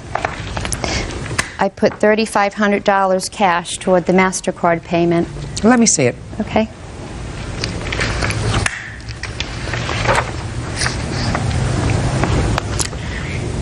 Well, there are lots of charges here. PGA National Spa, what is that? That was a European health spa for a massage. For whom? Myself. I have charged you for Banana Republic. What was that for? That was for a gift certificate. For whom? For a client of mine. For you? No, for a client of mine. But it's your charge. Okay, yes. The party outlet. That was for our wedding stuff. We had invitations, centerpieces, silk flowers, a whole lot of arrangement things that were being purchased. Okay, because I have lots of check marks here. All these things seem to be check marked. PGA National Spa, again, $80. Is that for another massage? Yes, Your Honor, that was for a And client. another one for $67? Yes, Your Honor. That's yours? Yes, Your Honor. A lot of cafes and restaurants? Correct. Food, clothing. I bought him a new wardrobe from head to toe, including jewelry. Well, why did you do that? Because I loved him. And the whole reason that this whole thing incurred was David cheated on me, and I ended... I don't want to hear about him cheating on you. Okay. You left? I you didn't separated. leave, Your Honor. His belongings were moved back to his home. Fine. Whatever happened. You separated, and I want to know what you took the money for. First you told me it was for a MasterCard. It is. Okay? Well, the MasterCard... MasterCard. Just a second. The MasterCard has mostly your charges on it. He's not responsible for your charges. I understand that, Your Honor. Fine. So what did you take the $5,000 plus for? Primarily, I made the MasterCard payment. I used some of the money for the car that I had to purchase. We agreed to lease a car. My other truck was paid for. I never had a car payment. Now I have a lease to pay for every month. So what you're saying is that because this relationship, for whatever reason, didn't work out, you put yourself in a position of having to make a car payment when you didn't have one before, even though you have the car. And you think he should be responsible for that? No, I'm not holding him responsible for it. What did you take this money for? This was his money. To help out with the expenses. I have a checking account that I had a lot of checks written out, MasterCard, American Express, that were both our expenses. Well, I'm asking you, what both expenses? Tell me, what expenses were both? Clothing, food, groceries, the car. There was a lot, a list. You are not entitled to take that money. Your Honor, I have a written contract here, in all due respect, that we had a written and verbal agreement that either could withdraw any amount of money. May I submit this to you, please? He had me the primary account holder, so it was my Social Security number on here on the front. And on the back, it clearly states what we both read, that either one of us were allowed any of that money, and the only reason I used it was for expenses. Miss Lucido, you don't seem to understand. You don't seem to get it. Judge Judy continues in a moment. And later today, I can tell you by the owner's behavior, he started treating me very weird too, and it started to make me very uncomfortable, and it made me believe he had no integrity. They're such cowards, aren't they? Exactly. fiancée Joanne Lucido broke off their engagement and took $5,000 from his savings account. Miss Lucido, you had no agreement with regard to buying a car, food, any other expenses that you may have had, your massages or any other stuff, that you could take this money out of the savings account that was earmarked as a down payment for a new house, because otherwise the money would have been put in a checking account if it was to be used for expenses. Why would somebody who was under the age of 59 and a half years old take out money from their 401k, which in all probability will incur some tax consequence, unless it was for a specific purpose, which was to pay for a new house? And also wedding, and also expenses as needed. That was our agreement. I have friends that overheard. Was this money to be used for expenses as needed? Your Honor, it was for the purpose of a house. What kind of business are you in? I work for a defense contractor. Okay. So you have a steady job, and you have your own credit card? Yes, Your Honor. Did you, in fact, when you went out with the defendant, buy her dinner? Yes, Your Honor. Well, buy dinner for the two of you, because I see a lot of charges here for food. I mean, food in restaurants. Your Honor, whenever we went out to dinner, I purchased the dinners. Do you take people out for business? Yes, I do. Fine. That's where all these lunches are. Some of the lunches, Your Honor, I have taken Dave out to lunch and paid for Mr. that Cito, also. he had no right to empty his bank account when you left. None whatsoever. Your Judgment for Honor. the plaintiff in the amount of $5,000. That's all. Parties are excused. You may step out. He's a liar. He's a cheater. I was kind of shocked that she, one, had a conversation with my ex-wife, and two, never gave me a chance to talk about it. Listen to your best friend. Don't go for the pretty boys. When you fall in love, it's all right to trust with your heart, but maybe not with your wallet. Mr. Stanger, you and the defendant, according to your complaint, lived in a relationship for about 6 years. Yes. And it is your claim that when the relationship terminated, the defendant was indebted to you for rent, some household bills, cell phone bill, and some money that you loaned to him in the amount of $5,000. Correct. The defendant says that you were, in fact, in a relationship, that there was a rather loose financial arrangement, and that there was never a complaint on your part while you were together that you were owed any money. Only after the relationship terminated was there a complaint. Is that your defense, sir? Yes. When did you begin living together? The What later year? part of 98. I don't have the exact. It was March of 98. And when did you move out of the home? I was thrown out of the home or asked to leave the home in October of this year. Now, what do you claim is owed to you, and for what, Mr. Stanger? What I have is he's not paid me rent in full at any time during the time. Your Honor, Shh, don't interrupt. Go ahead. During the time of the end of last year up until the end of this past year. And when for the first time did you complain about that?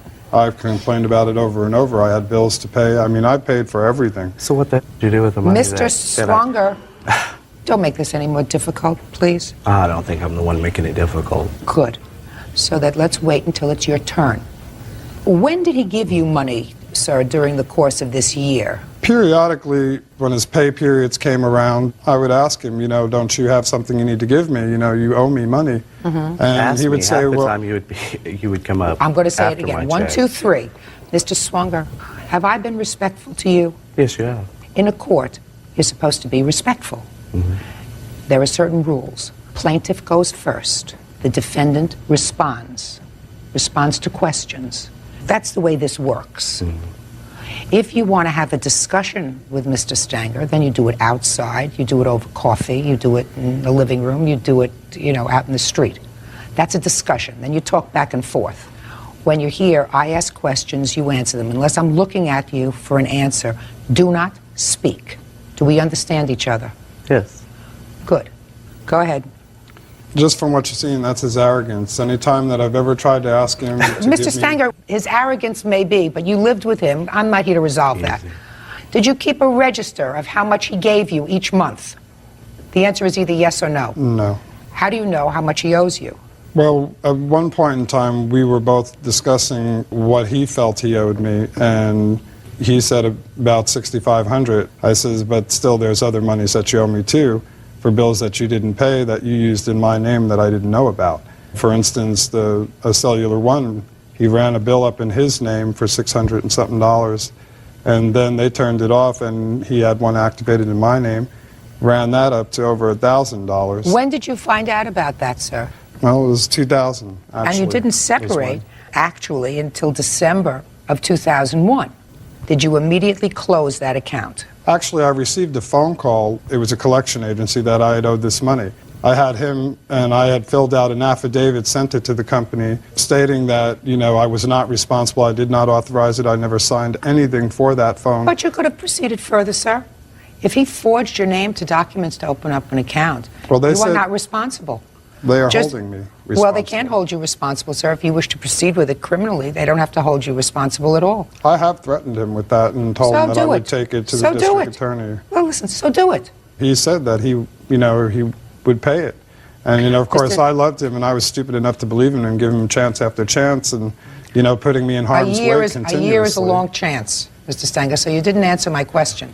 Had they turned off that phone? It was turned off, I guess, prior to when I found the bill and then when I received that phone call. Now tell me about this loan that you claim, sir. What was it for? Well, I loaned him monies to fix a vehicle that he had. So When was that, Mr. This was Stanger? earlier in the year. I forget the date that I'd put It down. was April of this year, or of 2001.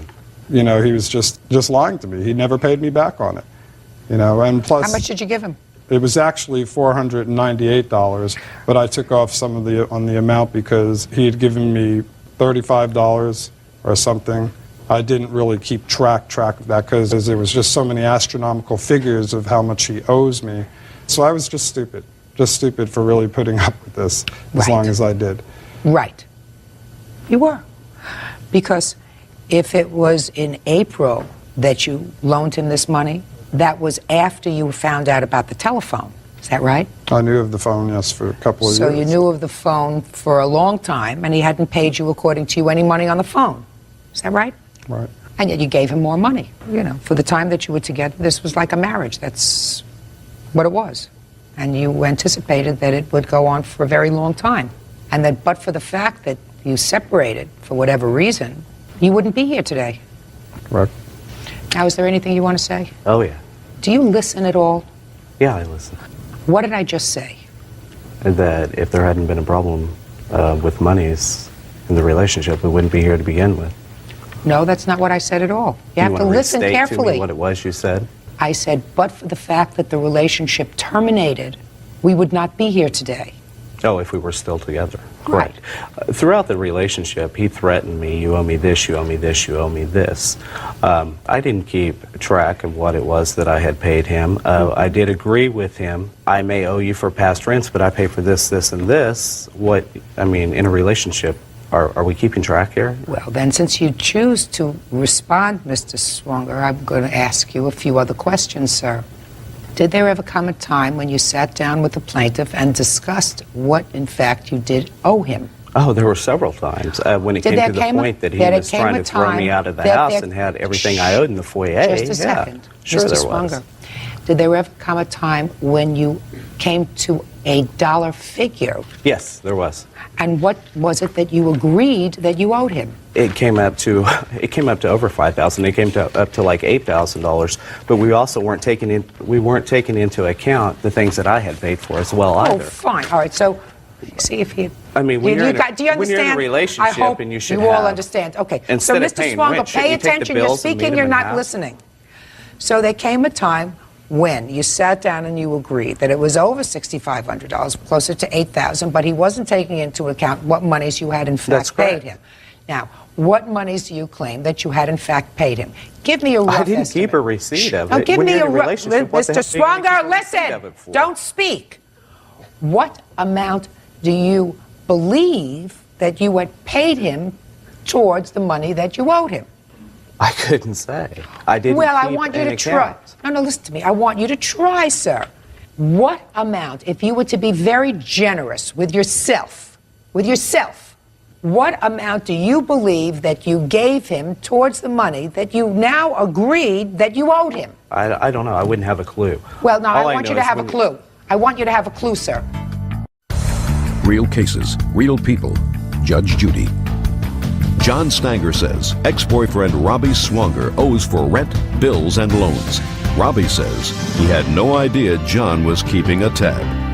Now, you had some idea whether you did have an agreement that you would give him $500 I was paid bi-weekly. There was times he would come up and he would get my whole paycheck. There were months when I would just pay bills and not give him $500. I mean, I wasn't keeping in account how much I had actually paid.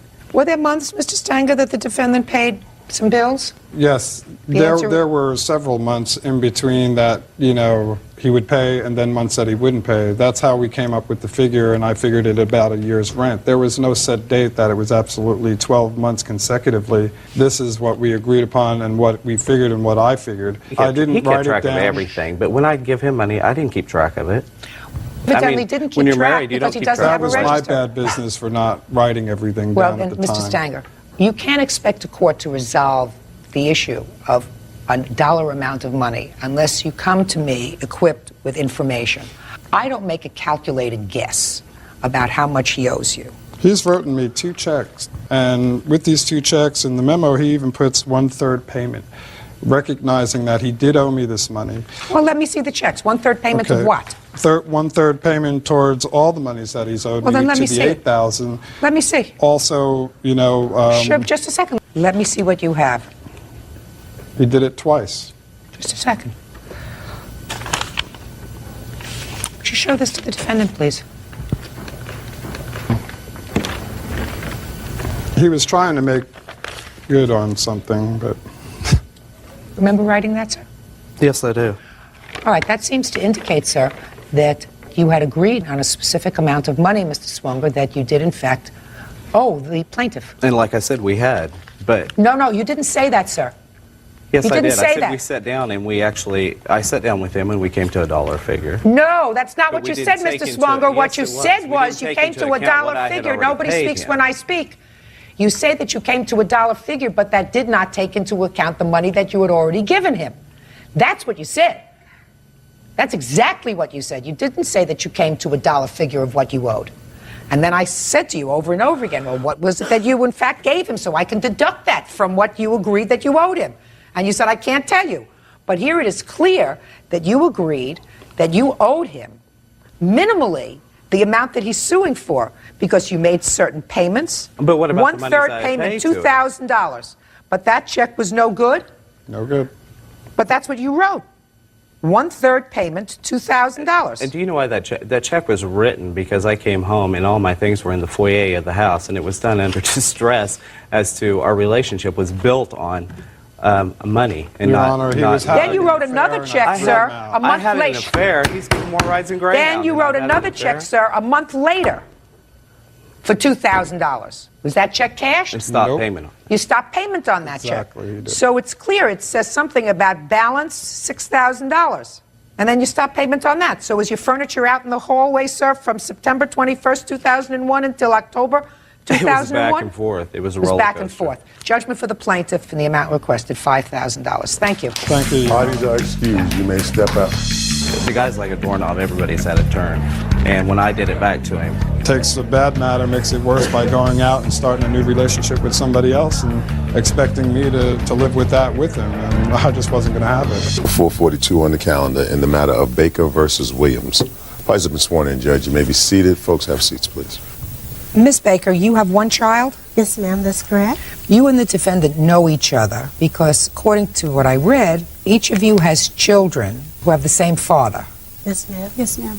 Neither of you are seeing this father anymore. That's correct. But that's how you know each other. That's correct.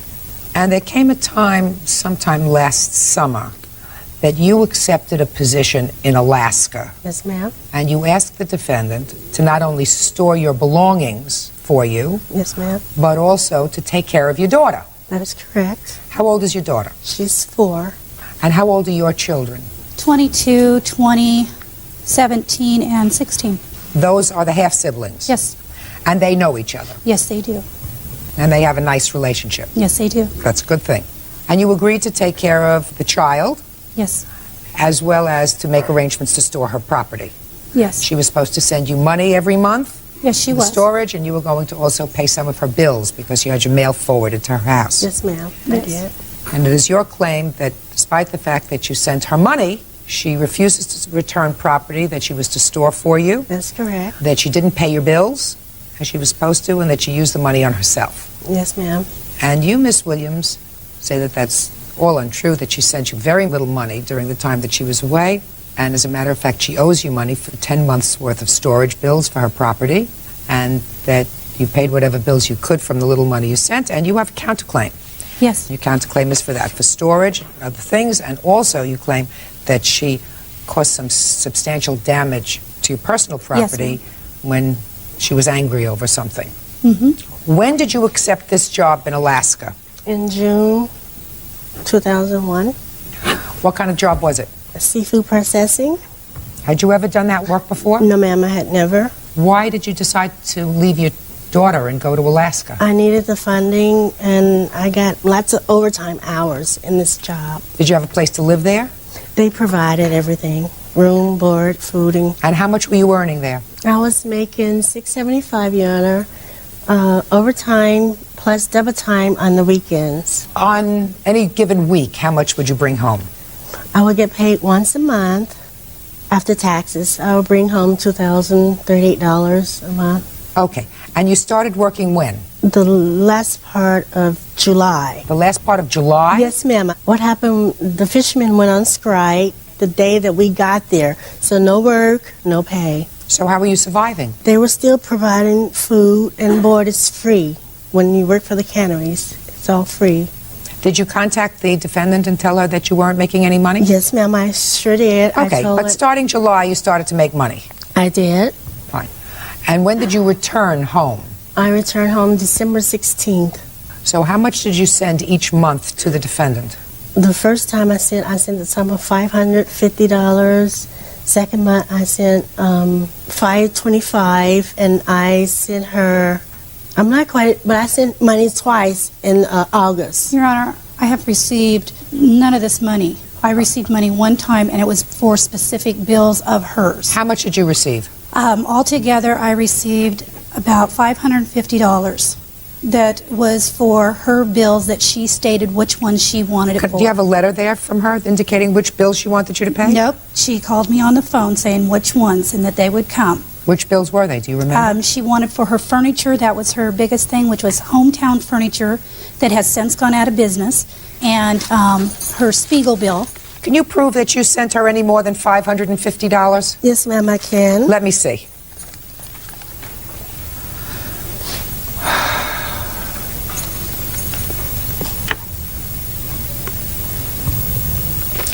Well, I have a Western Union to you as the recipient indicating $750. Yeah, but 200 of that was for her oldest son. No, ma'am, it was not. Just a minute. Well, you didn't mention anything about $750. Are you telling me that you got $750 and she told you to give some money to her oldest son? Yes. Well, tell me about that. She had sent the money, and I was supposed to give her oldest son $200 of that money. How old is he? She's lying, Your He Honor. is. She's lying. I'm not sure. He's like 21. How did you give it to him? When he came over, he came over to visit his sister. He is the only one out of the family that ever did come over. She would let him visit his sister at her home. She would not let him visit. I don't know whether she would or whether she wouldn't. She wouldn't, and she's lying. Okay. Is this the only money that you received? This $750, $200 of which you gave to the Your son? Honor, All I right, have a Miss Baker. letter let me- from Western Union that I sent the $200. No. Listen to me. Do you have any proof? See, here you have a Western Union. I had Western Union send me my receipt billings. This is the proof where I sent my son. His name is on that. Directly to my son, not to her. And she could have sent that to him, but Same that's all month, fine Your and Honor. good, but If all you she see sent the me same was that month- amount of money. Okay. Let us say this, Miss Baker. Let us assume that I believe you that you sent her $750. Yes. Okay? I did. Fine. Do you have any proof that in the 6 months that you were away that you sent her any more money? I have another receipt for $100 here. Well, I'd like to see it, please. Here you are.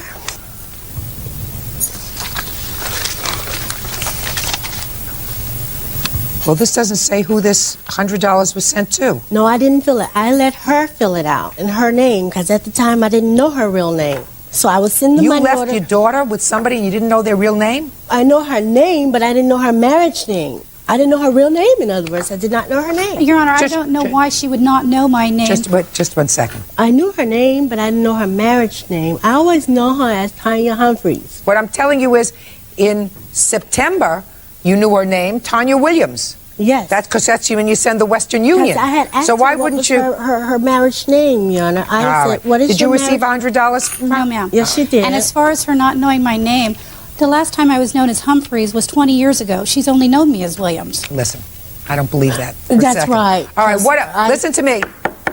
Miss Baker, what other proofs do you have of monies that you sent to her? Well, Your Honor, I was going to send her $1,600 in child payments. Just a second. Show me proof showing how much my you sent. receipts are in my storage at her home because I sent my boxes to her house. Listen to me. I got my work receipts. Listen to me, Okay. madam. I have work receipts. Listen to me, madam. Work receipts merely indicate that you got paid. And I didn't mishandle my funding. Miss Baker, work receipts only show that you got paid. However, you were able to get from Western Union a printout of what Western Union funds they had sent on a particular date, right? So all you can establish is that you sent her $750 over Yes. the 6 months that you were there. Yes. That's all you can establish. That's all I can establish. Your Right. Honor. So that's what we got. Now, What was your agreement with her as far as how much money you were supposed to send? I was agreed for child care only is what she was concerned about. How much were you supposed to send her every month? $349. So you didn't send that because you don't have any proof that you sent that every month. That is correct. That would have been $2,100 in child care. And what about the storage? You asked her to store your stuff in a storage unit? Yes, I did. Okay. She made the initial payment. I told her I would pay her back. I sent her money faithfully every month, Your Honor. You don't have any proof of that? Not at this moment. Well, this is the moment that counts. This is the I moment we're in understand, court. but I don't have proof. It's in my boxes at her home. How much was the storage each month? $59 a month. Did you pay it? Yes, I did. I am see currently proof, please? paying it. Your Honor, that storage was supposed to be put in my name. She did not do that. She put it in her name. I cannot get access to You didn't pay for it. She's not going to let you get your stuff and stiffer for the money. I paid her for that storage. No, you didn't. Your Honor, you must know that this storage contains all my home items, okay? So? Well over $13,000 worth of stuff. She is not going to get her hands on my storage. She doesn't want your hands on the storage. She just wants you to pay. But she won't turn over my storage. She's sitting here lying, saying that I knew I paid my storage. Listen to me. You have no proof that you paid your storage. I got to talk to the lady at the storage. She Listen said to that. me. This is the time. You have no proof Well, that you could you paid the have her to storage. turn my storage over to me, Your Honor, please? Excuse me? Could you have her to turn my storage to me? She wants to return your storage over. She doesn't want to continue to pay for it. She wants you to stuff out of this. She can close up the storage as long as you pay her for the storage. Where is her daughter? I'm the one who. I'm speaking. Her daughter is in my custody right now. And she shouldn't be. I You have kidnapped her. CPS I don't papers. want you to speak to her. I have CPS papers right here stating why, and All allegations she brought against me so she could continue to get money fraudulent for my daughter. Nobody but her, but nobody talks about her and how she been doing drugs, men. Who are you, Ooh. sir? Who are you, sir?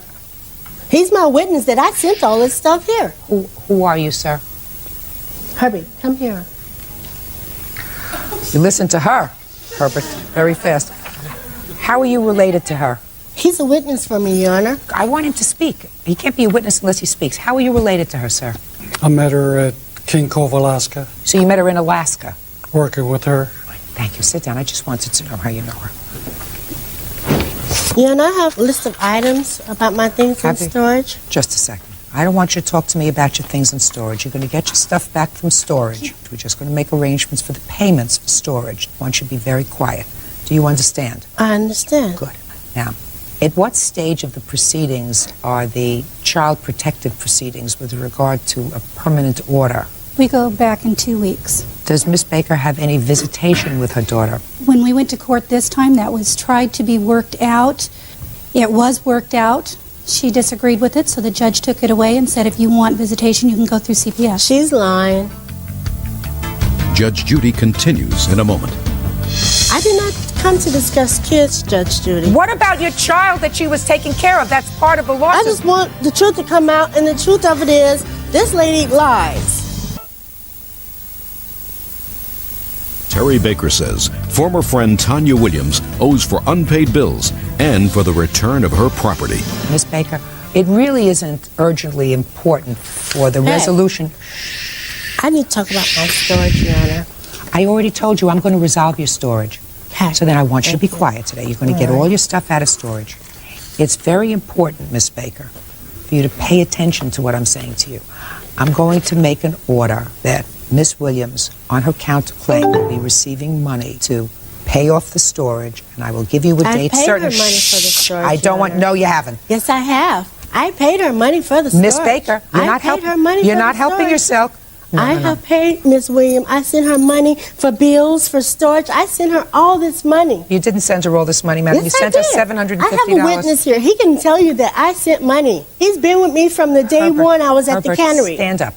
How many times did you go to Western Union to send money with the plaintiff? How many times? About 4 different times. And did you see who she sent money to? She sent it to Tanya Williams. You saw her write that out?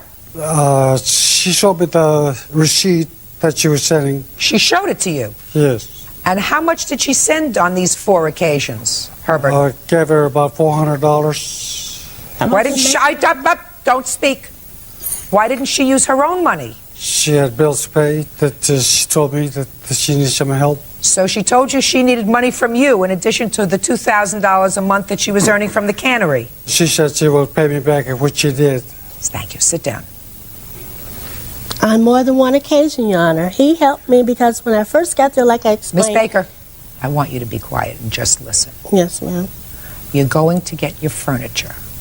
I have a sense that you have a problem in court, which is why the judge terminated your visitation with your daughter. He did not, Your Honor. He told me to arrange visitation, but I had to come here. So when I get back, I anticipate on arranging visitation. Miss Baker, this isn't the first child that you've lost custody of, is that right? That's a lie. You have another child? I have 3 children altogether, Your Honor. How old are the other children? You have a 22-year-old son? No, ma'am, that's a lie. I have a 23-year-old. 23-year-old son. And your other child is how old? He's 7.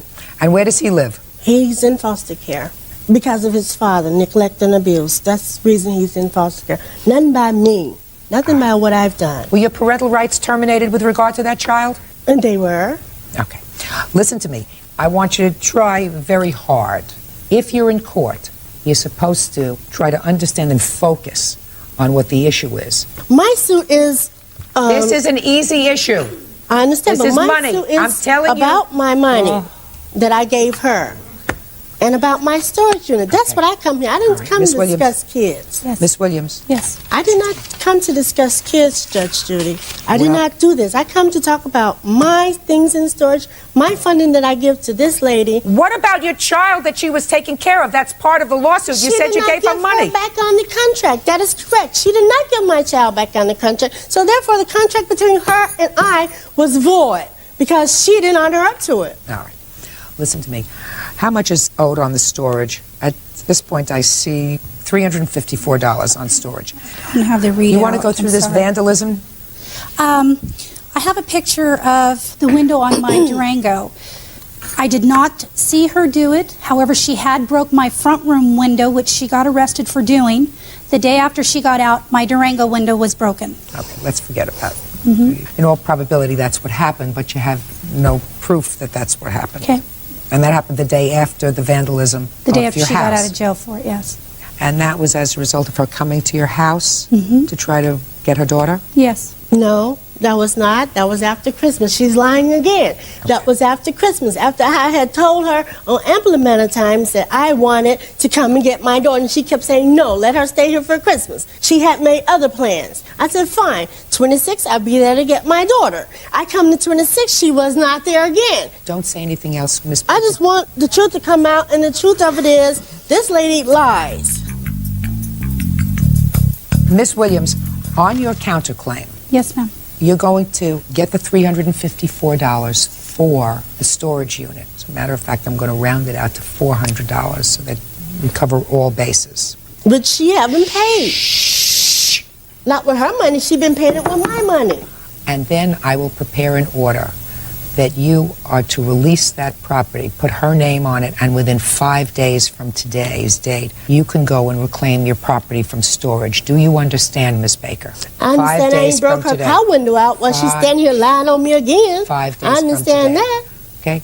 And may I suggest to you, Miss Williams, and I'm certain that the courts will indicate to you in 2 weeks when you go back for a final order, that whatever custody visitation is made with regard to Miss Baker be under supervised circumstances. It's already in place. Yes. All right. Good luck. And she The court will already prepare that mind her order. business, That order bring on up your them counterclaim, I'm awarding you children she got. $400. There's also some indication here that there's a sofa in your house. There is. Which is All right. okay. Let's talk about the sofa. We're going to It's talk cut about. up, We're going to talk about the sofa. It's all cut up because of her. Miss Baker, we're going to talk about the sofa. Okay, let's talk about my things in storage. Yeah, we can go there. Because she ain't getting no $300 out of me. Do you know where she's living? She don't need to know where I'm living at her living. sister's Well, house. she has to know where to send the sofa. No. She don't have to know what's in my sofa at. Not like, I don't want the sofa back. I want Good, my money. perfect. My sofa's brand new. Listen to me. 5 days you have to go and reclaim your stuff, Miss Baker. We'll prepare an order. It'll be very clear. Your Honor, Thank there's you. That's more all. stuff there than my sofa. Parties are excused. You may step out. Your Honor, this is case number 478 on the calendar in the matter of Germani versus Wally. Parties have been sworn in, Judge. You may be seated. Ma'am, have a seat, please. Mr. Germani, you and the defendant were married. You are now divorced. How long were you married? 5 years? Do you have children together? Yes, ma'am. How many children? 2. Who do the children live with? They live with me. According to your complaint, after the divorce, your wife ran up a bill on your American Express card. Yes, ma'am. And then she went into what had been a joint account of yours. It's actually what it was, a home equity account. And she withdrew $2,000 from that home equity, and there was $3,000 in the reserve fund that you could have drawn from. Yes, ma'am. Okay. You don't deny that you ran up this bill on American Express? No, I don't deny that I ran it up. Okay. I don't believe I owe him anything. Okay. We'll get to it in a second. Okay. When were you divorced? What was the date of the divorce? July 17th, 2000. And when was the first charge on the American Express card? November. November of 2000? November 2000. So it was clearly after the divorce? Yes. Okay. And how much did you charge on the American Express card? $1,000. How much? $1,344.79. Explain to me why you don't owe him that money. Well, first of all, because I thought this was my account. He gave me the card in an envelope, and also he told me after I did it, he told me first of all, he said he was going to press charges. Then a couple of days later, he called me back and said, "Don't worry about it. I'm not going to press any charges." Ms. Wally, you thought this was your account that you were charging things on that you wanted and that you planned to pay for. Yes. Is that right? Right. So why don't you pay for them? Because he said, "Don't worry about it." No, he didn't. He said, Yes, "Don't worry, he I'm did. not going to press charges." He There's a said, difference. "Don't worry about it." I told him, "I'll make the payments." He says, how much do you plan on paying?" I said, "I don't know, $30, $40 a week, a month." Get out of here. You don't pay American Express that way, madam. You have to pay them the balance in full. All right, forget that. You owe him $1,344.79. I don't know where your head is. Now, you withdrew $2,000 from a home equity line of credit. It's also my account. I have every right to it. If it's Who said so? Who said so? You have a my credit report. No the bank. way, Miss Wally. Get your head together. You are divorced from him. You cannot obligate him for anything anymore. When you have a home equity line of credit, you have to pay that back. Who's supposed to pay it back? You or him? I told him I was going to make payments on it because I needed a car to be able to go see my kids because they told me they were not a taxi service and that I should get a car in order to pay, in order to be able to see my kids. So I needed a car right away so I can go see my kids whenever I felt like it, which even after that I wasn't able to go see my kids. Miss Thanks, Wally, Leanne. Miss Wally, hey, do you pay child support? No. Why not? We have joint custody with the children living primarily with the father, and no custody is to be paid as long as the custody remains joint. And the only reason why the custody is joint, the only reason why the custody is joint was because I was afraid to fight him against this because he was always telling me, all you are is a poor Mexican wetback without an education and the judge is not going to listen to you. Miss Wally, listen to me. You don't sound like you're a victim to me. You sound very smart. If you accessed a home equity line of credit and took out money, and if you spent $1,300.44 on things. By the way, what did you buy on American Express? If I may? Yeah, let me see. I have, I'm just curious, if you were in such dire need to have a car, these are actual, why This would you was way spend? before I needed to have a car. tickets that were signed. Because he had let me use his car for a while until Leanne moved in and they needed the car to trade it in for a Durango. Dresses. So you bought yourself clothes. Clarence, you bought makeup and stuff. Eyewear and eye exams. Was that for you? Yes, it was. Who'd you buy shoes for? He's wearing them. He's wearing them. Mm-hmm. You bought men's shoes for your former husband? Yeah. Is that right? actually the shoes I'm wearing I bought myself. Did she buy you a pair of shoes? I received shoes in Christmas as a Christmas present for my children of December of 2000. Okay, so Miss Wally, once you are divorced, all of your financial obligations to the other are concluded. You cannot obligate him to do anything. If you used his American Express card and expected him to pay the bill, you are mistaken. I didn't expect him to pay the then bill. you have to pay the bill. I expected to pay the bill myself. Good, then you pay the bill.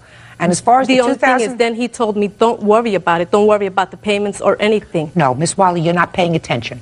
If you said to him, I'll pay the American Express account $20 or $30 a month, he can't say to you that's okay because American Express does not take their money at $20 or $30 a month. They're not a Visa or a MasterCard where you can pay so much and you owe them for the rest of your life. So you owe him this money. And if you said to him, if you gave him an alternative, that alternative was unsatisfactory because his credit would be in the toilet. As far as the home equity is concerned, the home equity is merely a line of credit. That is not money in the bank in a joint account. It's money that has to be returned. And just because the line of credit may have been taken out at a time when you were together doesn't mean that you are able to take advances on that money and expect him to pay for it. I didn't expect him to pay for it. So good. So what are we doing here? You owe him. He's the one that brought me here. Never received any money.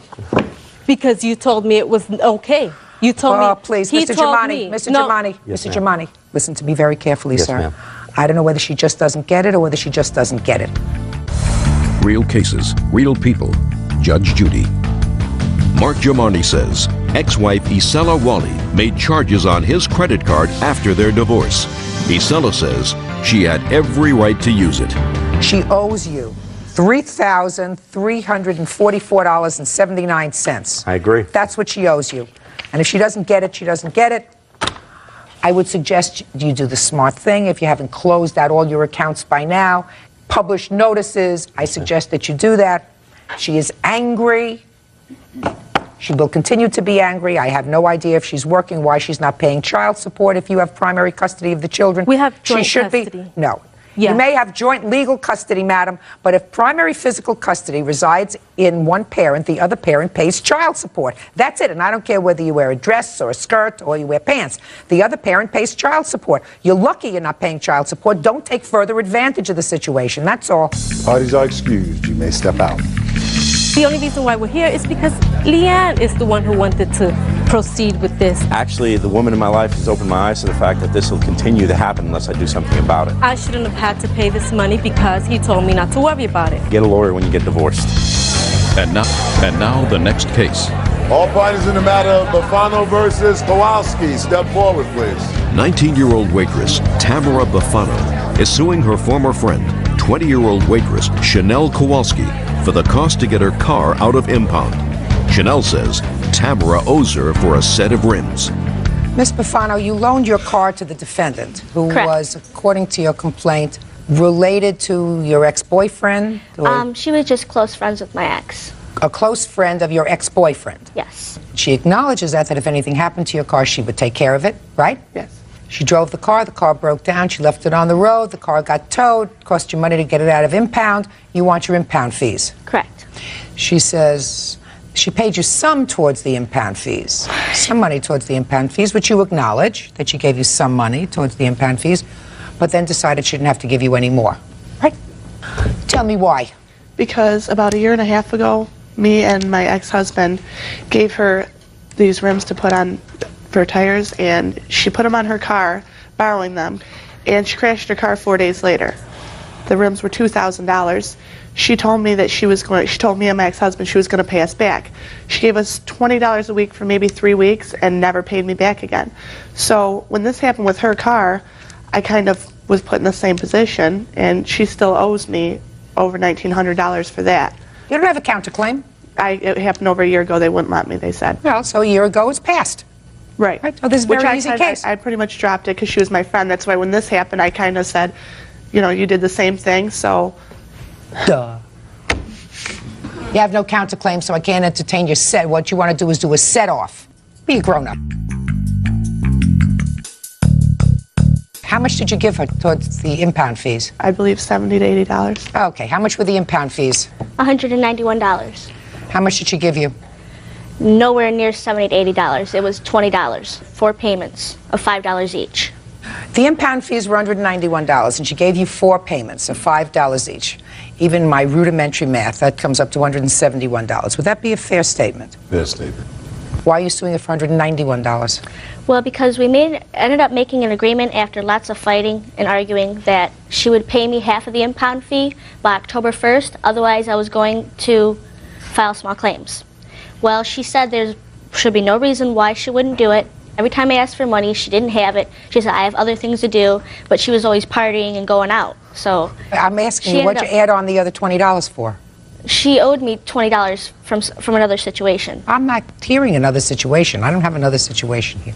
So what she owes you, according to you, is $171. Yes. By the way, Did she ever say to you at any point, you owe me money for the rims and that's why I'm not going to pay you? No, she didn't say that exactly to me. She said something about that she doesn't think it's fair that I didn't pay her for the rims, but she didn't say, you know, I'm not paying you because of the rims. Okay, and the rims were her ex-husband's rims. Right, and they were $500, not $2,000. They said I would have to pay $500. Just a second, but they were her ex-husband's rims. Right.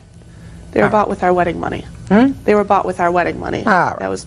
You owe her $171. Judgment for the plaintiff. Goodbye. Parties are excused. You may step out. This is case number 4. I'm going to keep fighting it. And now the next case. All parties in the matter of Bell versus Clark, step forward, please.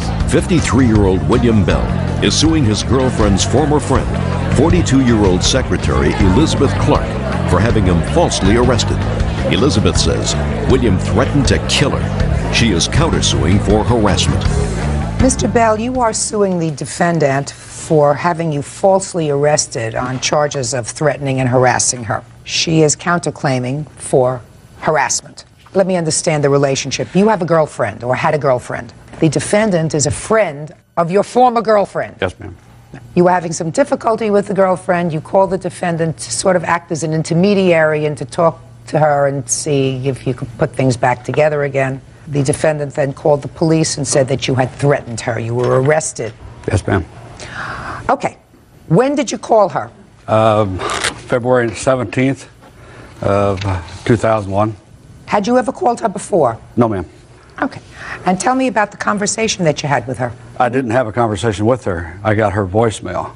Okay. And I left a message who it was, and I was staying at Baymont Inn Motel. Could you please give me a call? Why were you staying at a motel? I had moved out of my girlfriend's house. So you and your girlfriend had lived together and Yes, had we're a problem? together now. Yes, You are back together yes, now? we've been together, yes. So you went out and stayed at a motel? Yes, ma'am. All right, you left a voice message, and I assume she called you back. She called me back, ma'am, approximately 4:30, 5 o'clock that evening. What was the conversation? Her first question was, when I answered the phone, is this Bill Bell? And I said, yes. She says, William Bell. And I said, yes, it is. Then she started getting very belligerent. Don't tell me belligerent. That's a conclusion, Mr. Bell. Tell me what she said to you. She was cursing at me for calling Tell her. me what she said. I'm a big girl. I'm over 21. I know that's hard to believe, but I am. You want I want the words she said to you, that you claim she said to you. She called me I don't want to say it on the mother. A son Yes. of that I was going to get her fired from her job for calling her work. When did you call her work?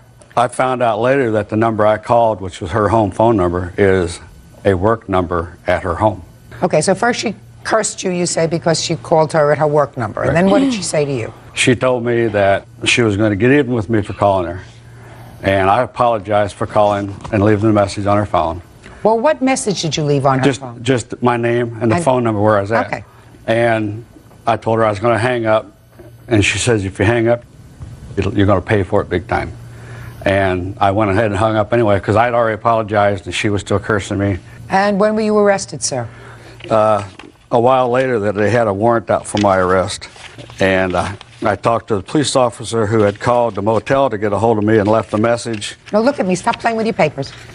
I called the officer back and he told me there was a warrant and I went down. I believe it was in April. I went down and I turned myself in because I didn't find out about this warrant until April? No, ma'am. What happened to the charges? Well, the charges were dropped the 2nd of October because the defendant never showed up for court. Okay. And do you have a copy of the complaint? Yes, ma'am. I'd like to see that. And, Ms. Clark, I would like to see a copy of the police report that you made at the same time. Okay.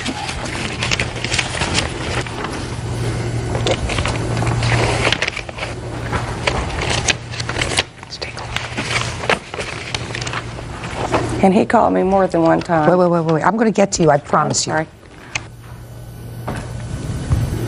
When did you advise the police of these phone calls, Ms. It Clark? was probably the middle of February. Okay, just 1 second. Okay. So you did not call the police the day that he made the phone calls, the day that you had Yes, the I did. conversation? Oh, Yes, you I did? did. So I you did. called the police the same day. All right. Yes. Now, Ms. Clark, I would like you to tell me, he left a message on your voicemail to call him. The message that he left on your voicemail was not threatening to you. No, it's when I talked to him. So I am correct. It was not threatening to you, and you knew who he was, Because this is the first time I've ever seen this man. But you knew who he was because of your girlfriend. Right, right. That's what, just pay attention. Okay, sorry. Now, I want you to tell me your version of the conversation. Okay, I work 2 jobs. I also work at a golf course. Is this relevant to my question? Yes, it is. He went in to my employer, who I have a letter from, was asking for my address and my phone number. Since then, I don't even know this man. He's taken me to court and put... I want you, Miss Clark, to answer my question. Okay. My question is, I want you to tell me what the phone conversation was when you returned his phone call.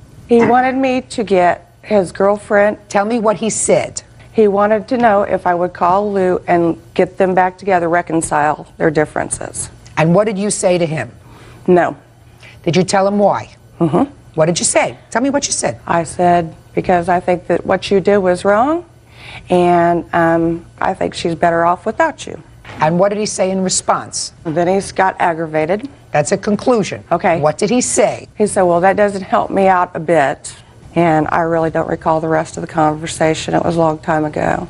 Well, you have to tell me the rest of the conversation. That's the basis of the... Just more or less said that he wanted me to call Lou, and he said, you're the only one she'll listen to, and you need to get this situation taken care of for me or else. At that point, did you hang up on him? I don't recall. Or did you have any further conversation? He called so many times on my caller ID, it was...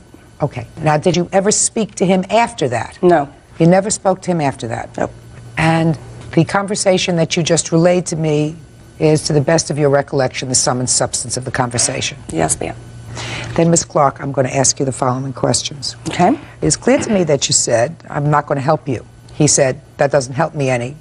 You better help me or else. Those were pretty much his exact words, as you remember? Yeah. Then can you tell me why you told the police that he said to you, I will get you, I will kill you. Just a second. I'm sorry. I will get you, I will kill you, I will kill you, and then I will kill myself. That is true. Well, Ms. Clark, I asked you 3 times. I know, I'm sorry. 3 times what he said to you. Now, you got the police's attention, certainly, when you told the police, he said, I'll get you, and then I'll kill myself, and I'll kill Lou, and I'll kill everybody.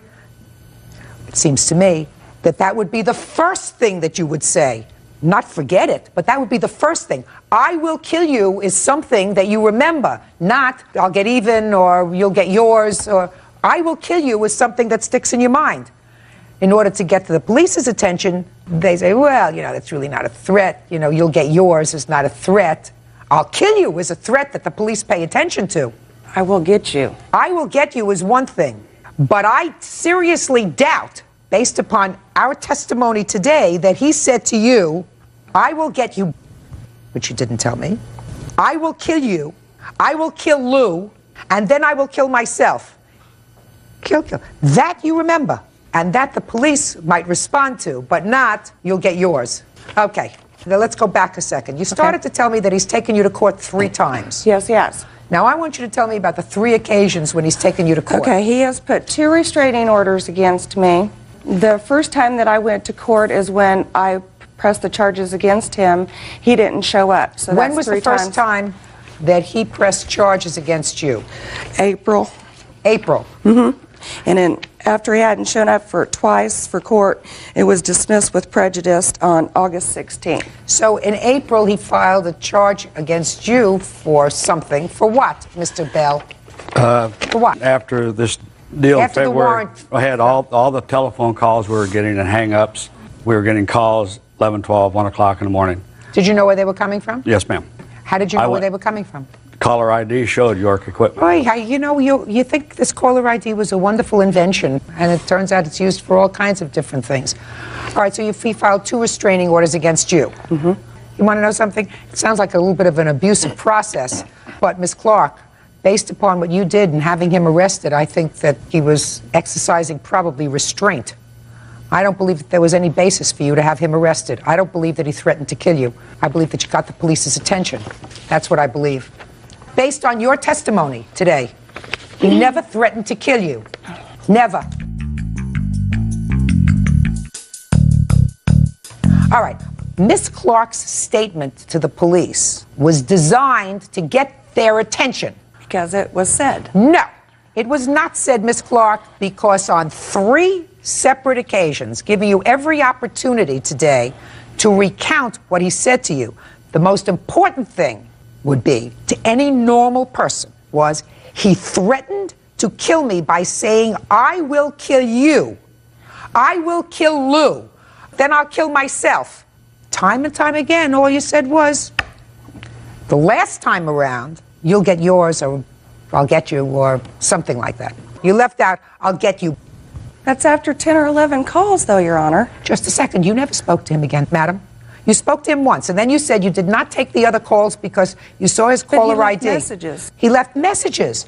Let me hear them. I don't have them. Well, it also seems to me, Miss Clark, that if someone threatened you with bodily harm to an extent that you called the police, and then if you were listening to messages, you would retain them, bring the tape. I don't have so the that tape. there would be no, you would get a tape so the police could listen to them and then pursue this matter, because then you're dealing with a real nut. He's suing you for $5,000, which he is absolutely entitled to, and I am granting his judgment for $5,000 against you, and I'm dismissing your counterclaim. That's all. Parties are excused. You may step out. Judge Judy continued. Now, this is case number 502 on the calendar in the matter of Jeffers versus Barnett. Parties have been sworn in, Judge. You may be seated. Folks, have seats, please. Miss Jeffers, some 2 years ago, the defendant, who was your boyfriend at the time? Yes. The two of you and a third person were driving in a car. Was it your car? No. It was his car? Yes. And there was an accident. It is your claim that the defendant was actually driving that day, but for some reason he asked you to tell the police that you were driving. Right. And initially you did that. You lied for him. Very next day, you say you reported to the police that you had lied and sort of straightened things out. Sometime later, you got sued by the lady whose car was hit by the car that you were in. The defendant, according to you, promised that he would pay the damage. You say he did pay for a while and then stopped. The defendant says that, no, you were actually driving the car and that he did give you some money. Yes, ma'am. But it was only because he was being a good guy and he was your boyfriend.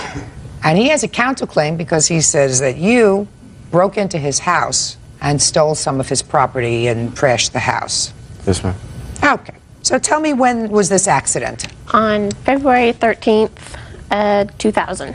Was it a car or a truck? Truck. And was it 2 passengers in the front or 3? 3. The 2 of you and who else?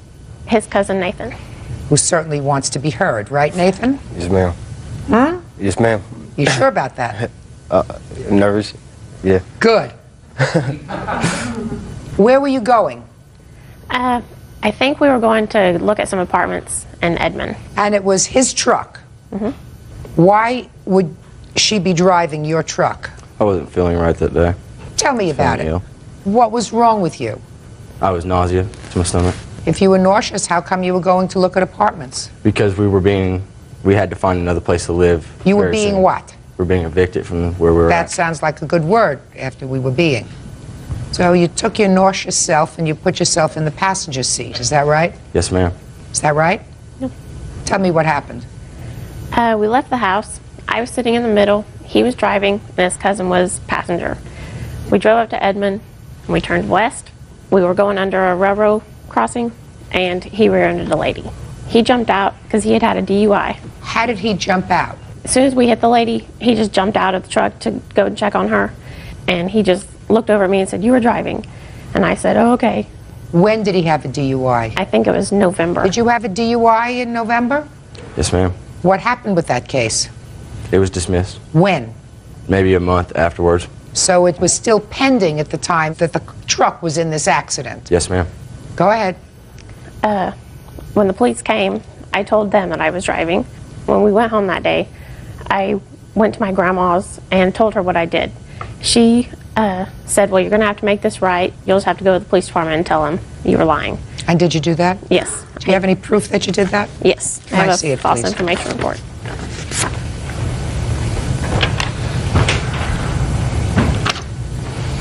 A year later, I was served by the lady he hit. I told her I wasn't driving, told her I had a false information report, and I talked to her lawyer, and I told him, and he said, "Well, that didn't matter."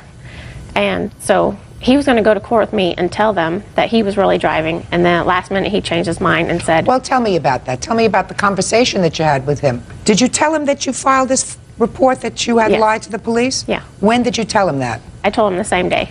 What did he say to you? He said, I can't believe you did that. Your family's trying to throw me in jail, and he was just really mad about it. What did he say to you when the woman contacted you a year later? He agreed to go and tell them the truth. And then at last minute he decided he wasn't going to. He said he would just pay it off in payments to the attorney's office. And what were the payments? $150 a month. What was the entire payment? $3,344.87. And at that time, was his DUI still pending? I don't know. I just know he had a suspended license for as long as I'd known him. Did he have a suspended license on the day of this accident? Yes. Oh, interesting. And how many payments of $150 did Mr. Barnett make? I believe 6. Is that right, Mr. Barnett? Yes, ma'am. And then he stopped? Mm-hmm. Did anything coincide with him stopping the payments? We broke up. And did you have a conversation with him about continuing with the payments after you broke up? Yes, at the beginning of 2 months thereafter, I would ask him, will you pay this? Will you at least pay half? And because I know it's part my fault, so I was trying to compromise him pay half. Why was it part your fault? Because I took the blame in the first place. That doesn't make it part your fault, that just makes you stupid. And he said, sue me. Mm-hmm. Okay.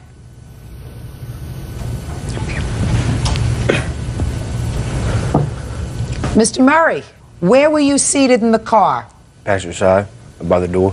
By the door? Yes, ma'am. And who was driving the truck? Crystal Jeffers. Miss Jeffers? Yes, ma'am. You're fibbing. No, I'm not. Sit down. I was being kind to you, sir. I understand. I don't like fibbers, especially in court. Neither do I. You understand what I'm saying? Mm-hmm. Mm-hmm. Stand up here again. I don't think I'm finished torturing you yet. All right. You his cousin? Yes, ma'am. You friendly? Yeah. Like each other? Yeah, love him. And your cousin was nauseous that day, Yes, ma'am. right? Yes, ma'am. So why didn't you drive? Because I don't have a license. Neither did he. Doesn't seem to make any difference in your family. He didn't have a license either. The reason he wasn't driving was because he felt nauseous, not because he didn't have a suspended license. Can I speak, Your Honor? Of course. The reason I wasn't driving is because I felt ill. Just because I don't have a license didn't stop me from driving. That's exactly what I said, Mr. Barnett. Why don't you pay attention, sir? I said it doesn't stop members of your family from driving. He said he wasn't driving because he didn't have a license. I said, neither did you. But the reason that you gave me for not driving that day and for having your girlfriend drive was not because you had a suspended license, but it was because you weren't feeling well. Right? Yes, ma'am. Sit down. Real cases, real people. Judge Judy. Crystal Jeffers says ex-boyfriend Derek Barnett made her take the blame for a car accident he caused. Crystal claims he was driving on a suspended license and he didn't want to go to jail. So now he owes you, because I don't believe him, $2,444. That's what's left. Now, you're only suing for half of that. Can you tell me why? Actually, when I made my thing in Oklahoma, I miscalculated, and it's actually $1,944.87. Well, did you make any payments? Yes, because if I didn't make any payments, they were going to suspend my license. So I had to make the payments. So you're just suing him for what's left? Yeah. Psh, that's unfortunate, but your lawsuit only asks for $1,450. Yeah. He owes you a lot more than that. You're getting away cheap, Mr. Barnett, considering the fact it was your accident.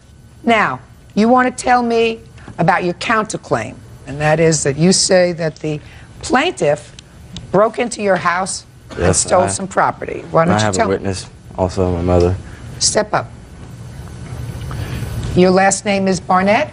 No, it's Libby Slavic. All right, Miss Slavic. When was this break-in, and what do you know about it? It was in August, and I was driving by his home, and I noticed Crystal coming out of the front door with a box in her hand. And when she see me, she dropped the box, and they all got in a truck and took off. So I pulled around, and I called the police from my cell phone, because I had known that when they broke up, he changed the locks on the house because she made it obvious she was not coming back in June. So what did you do? I went back to his house and waited for the police, but before they got there, he showed up. And what did you find, sir, when you went into the house? There was trash scattered across my floor. My furniture was turned upside down. Everything was gone except for one piece of furniture. $300 cash out of my dresser drawer. TV, VCR, stereo, CDs, and movies. What date had you broken up with the plaintiff? It was 3 weeks, about 3 weeks earlier than that. On what date in the month had you been paying this $150 for this car accident? It was on the 1st of every month. Had you paid August's payment? Yes, ma'am, I believe at the time, yes. Did he make August's payment? No, I made August. Let me see what paper you're looking at. August, you did not make a payment, sir. She made the payment in August. Okay. What are you saying no? No, ma'am, she didn't. I mailed that for him, so I know for a fact he paid it in August. Why was he making these payments, madam?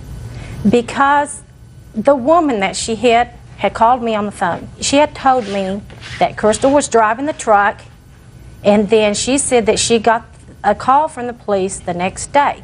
Crystal had went down and filed a false police report. That said that he was driving. He was driving. He was not driving the pickup. Her witness even said that Crystal was driving. Her witness isn't here, and she's not here. Right. And he was I driving the understand. truck, because if he wasn't driving the truck, he wouldn't have made these payments of $150 a month.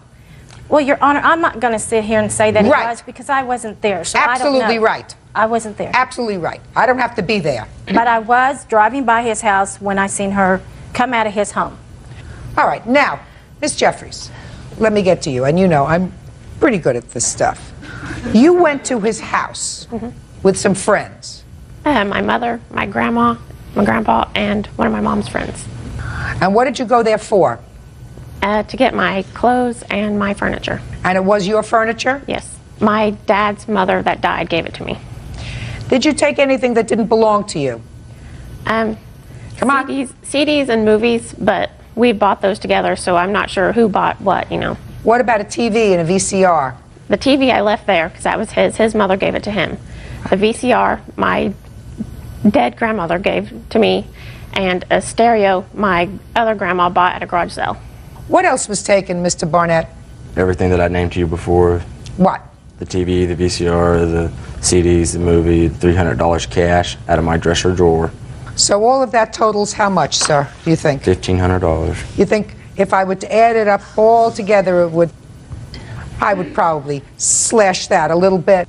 In any event, Mr. Barnett, I'm not going to get into a long, protracted case on who bought what movies and who bought what stuff. All I will tell you is that since I believe that you owe her considerably more than she sued for, I'm giving you nothing on your counterclaim, because she's suing you for at least $1,000 less, because she didn't understand that just because she made the payments that she could have sued for that too. She's just suing for the balance that's left. So you get zippo, nada, judgment for the plaintiff in the amount of $1,450. Thank you. Parties are excused. You may step out.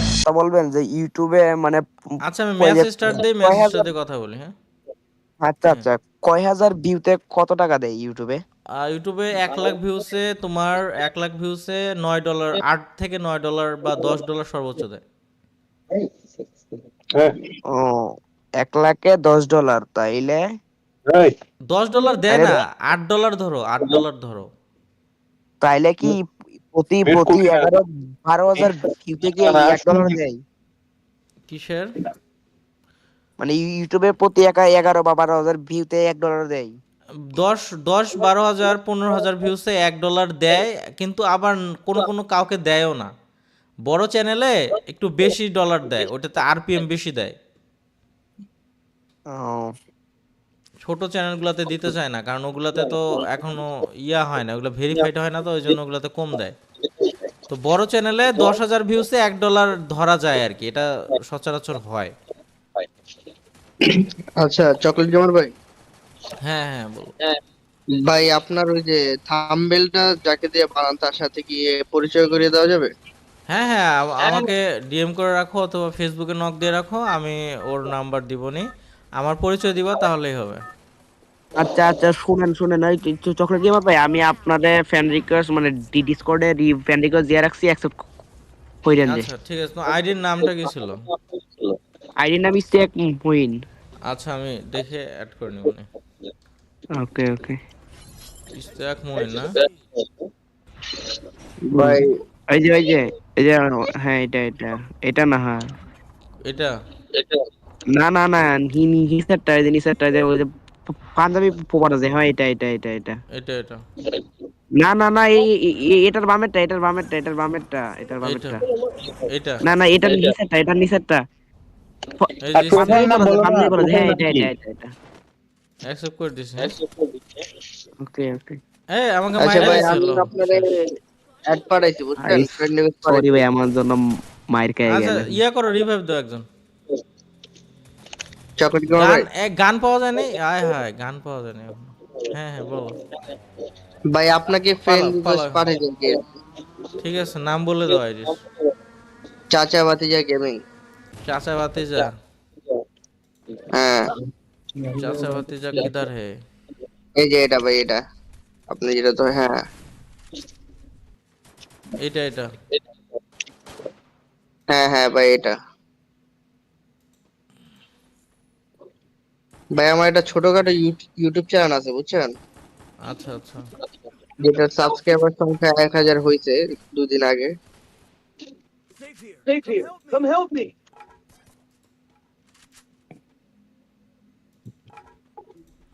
আচ্ছা মুকুল ভাই, আপনি আপনি এগুলো আপনি comment দিয়ে যান। কত ভিউজে কত টাকা করে পান? কত ডলার পান? মানে ভিবেছে মানে আপনি কত হাজার ভিউতে কত ডলার করে পান? আমার মনিটাইজেশন নাই তো। এই যে দেখো আমার কি বললেন? চ্যানেলে মনিটাইজেশন নাই। মনিটাইজেশন চলে গেছে, আমি আবার চলে আসবে 1 মাস পরে। মানে ইনকাম বুস্টার কি নাই? মনিটাইজেশন নাই কেন? মনিটাইজেশন চলে গেছিল একটা কারণ ধরা, রিউজ ধরা চলে গেছিল। এখন আবার রিউজ চলে আসবে আর কি। কন্টেন্ট, চলে আসবে, সব ভিডিও ঠিকঠাক করা হয়েছে তো আবার চলে আসবে।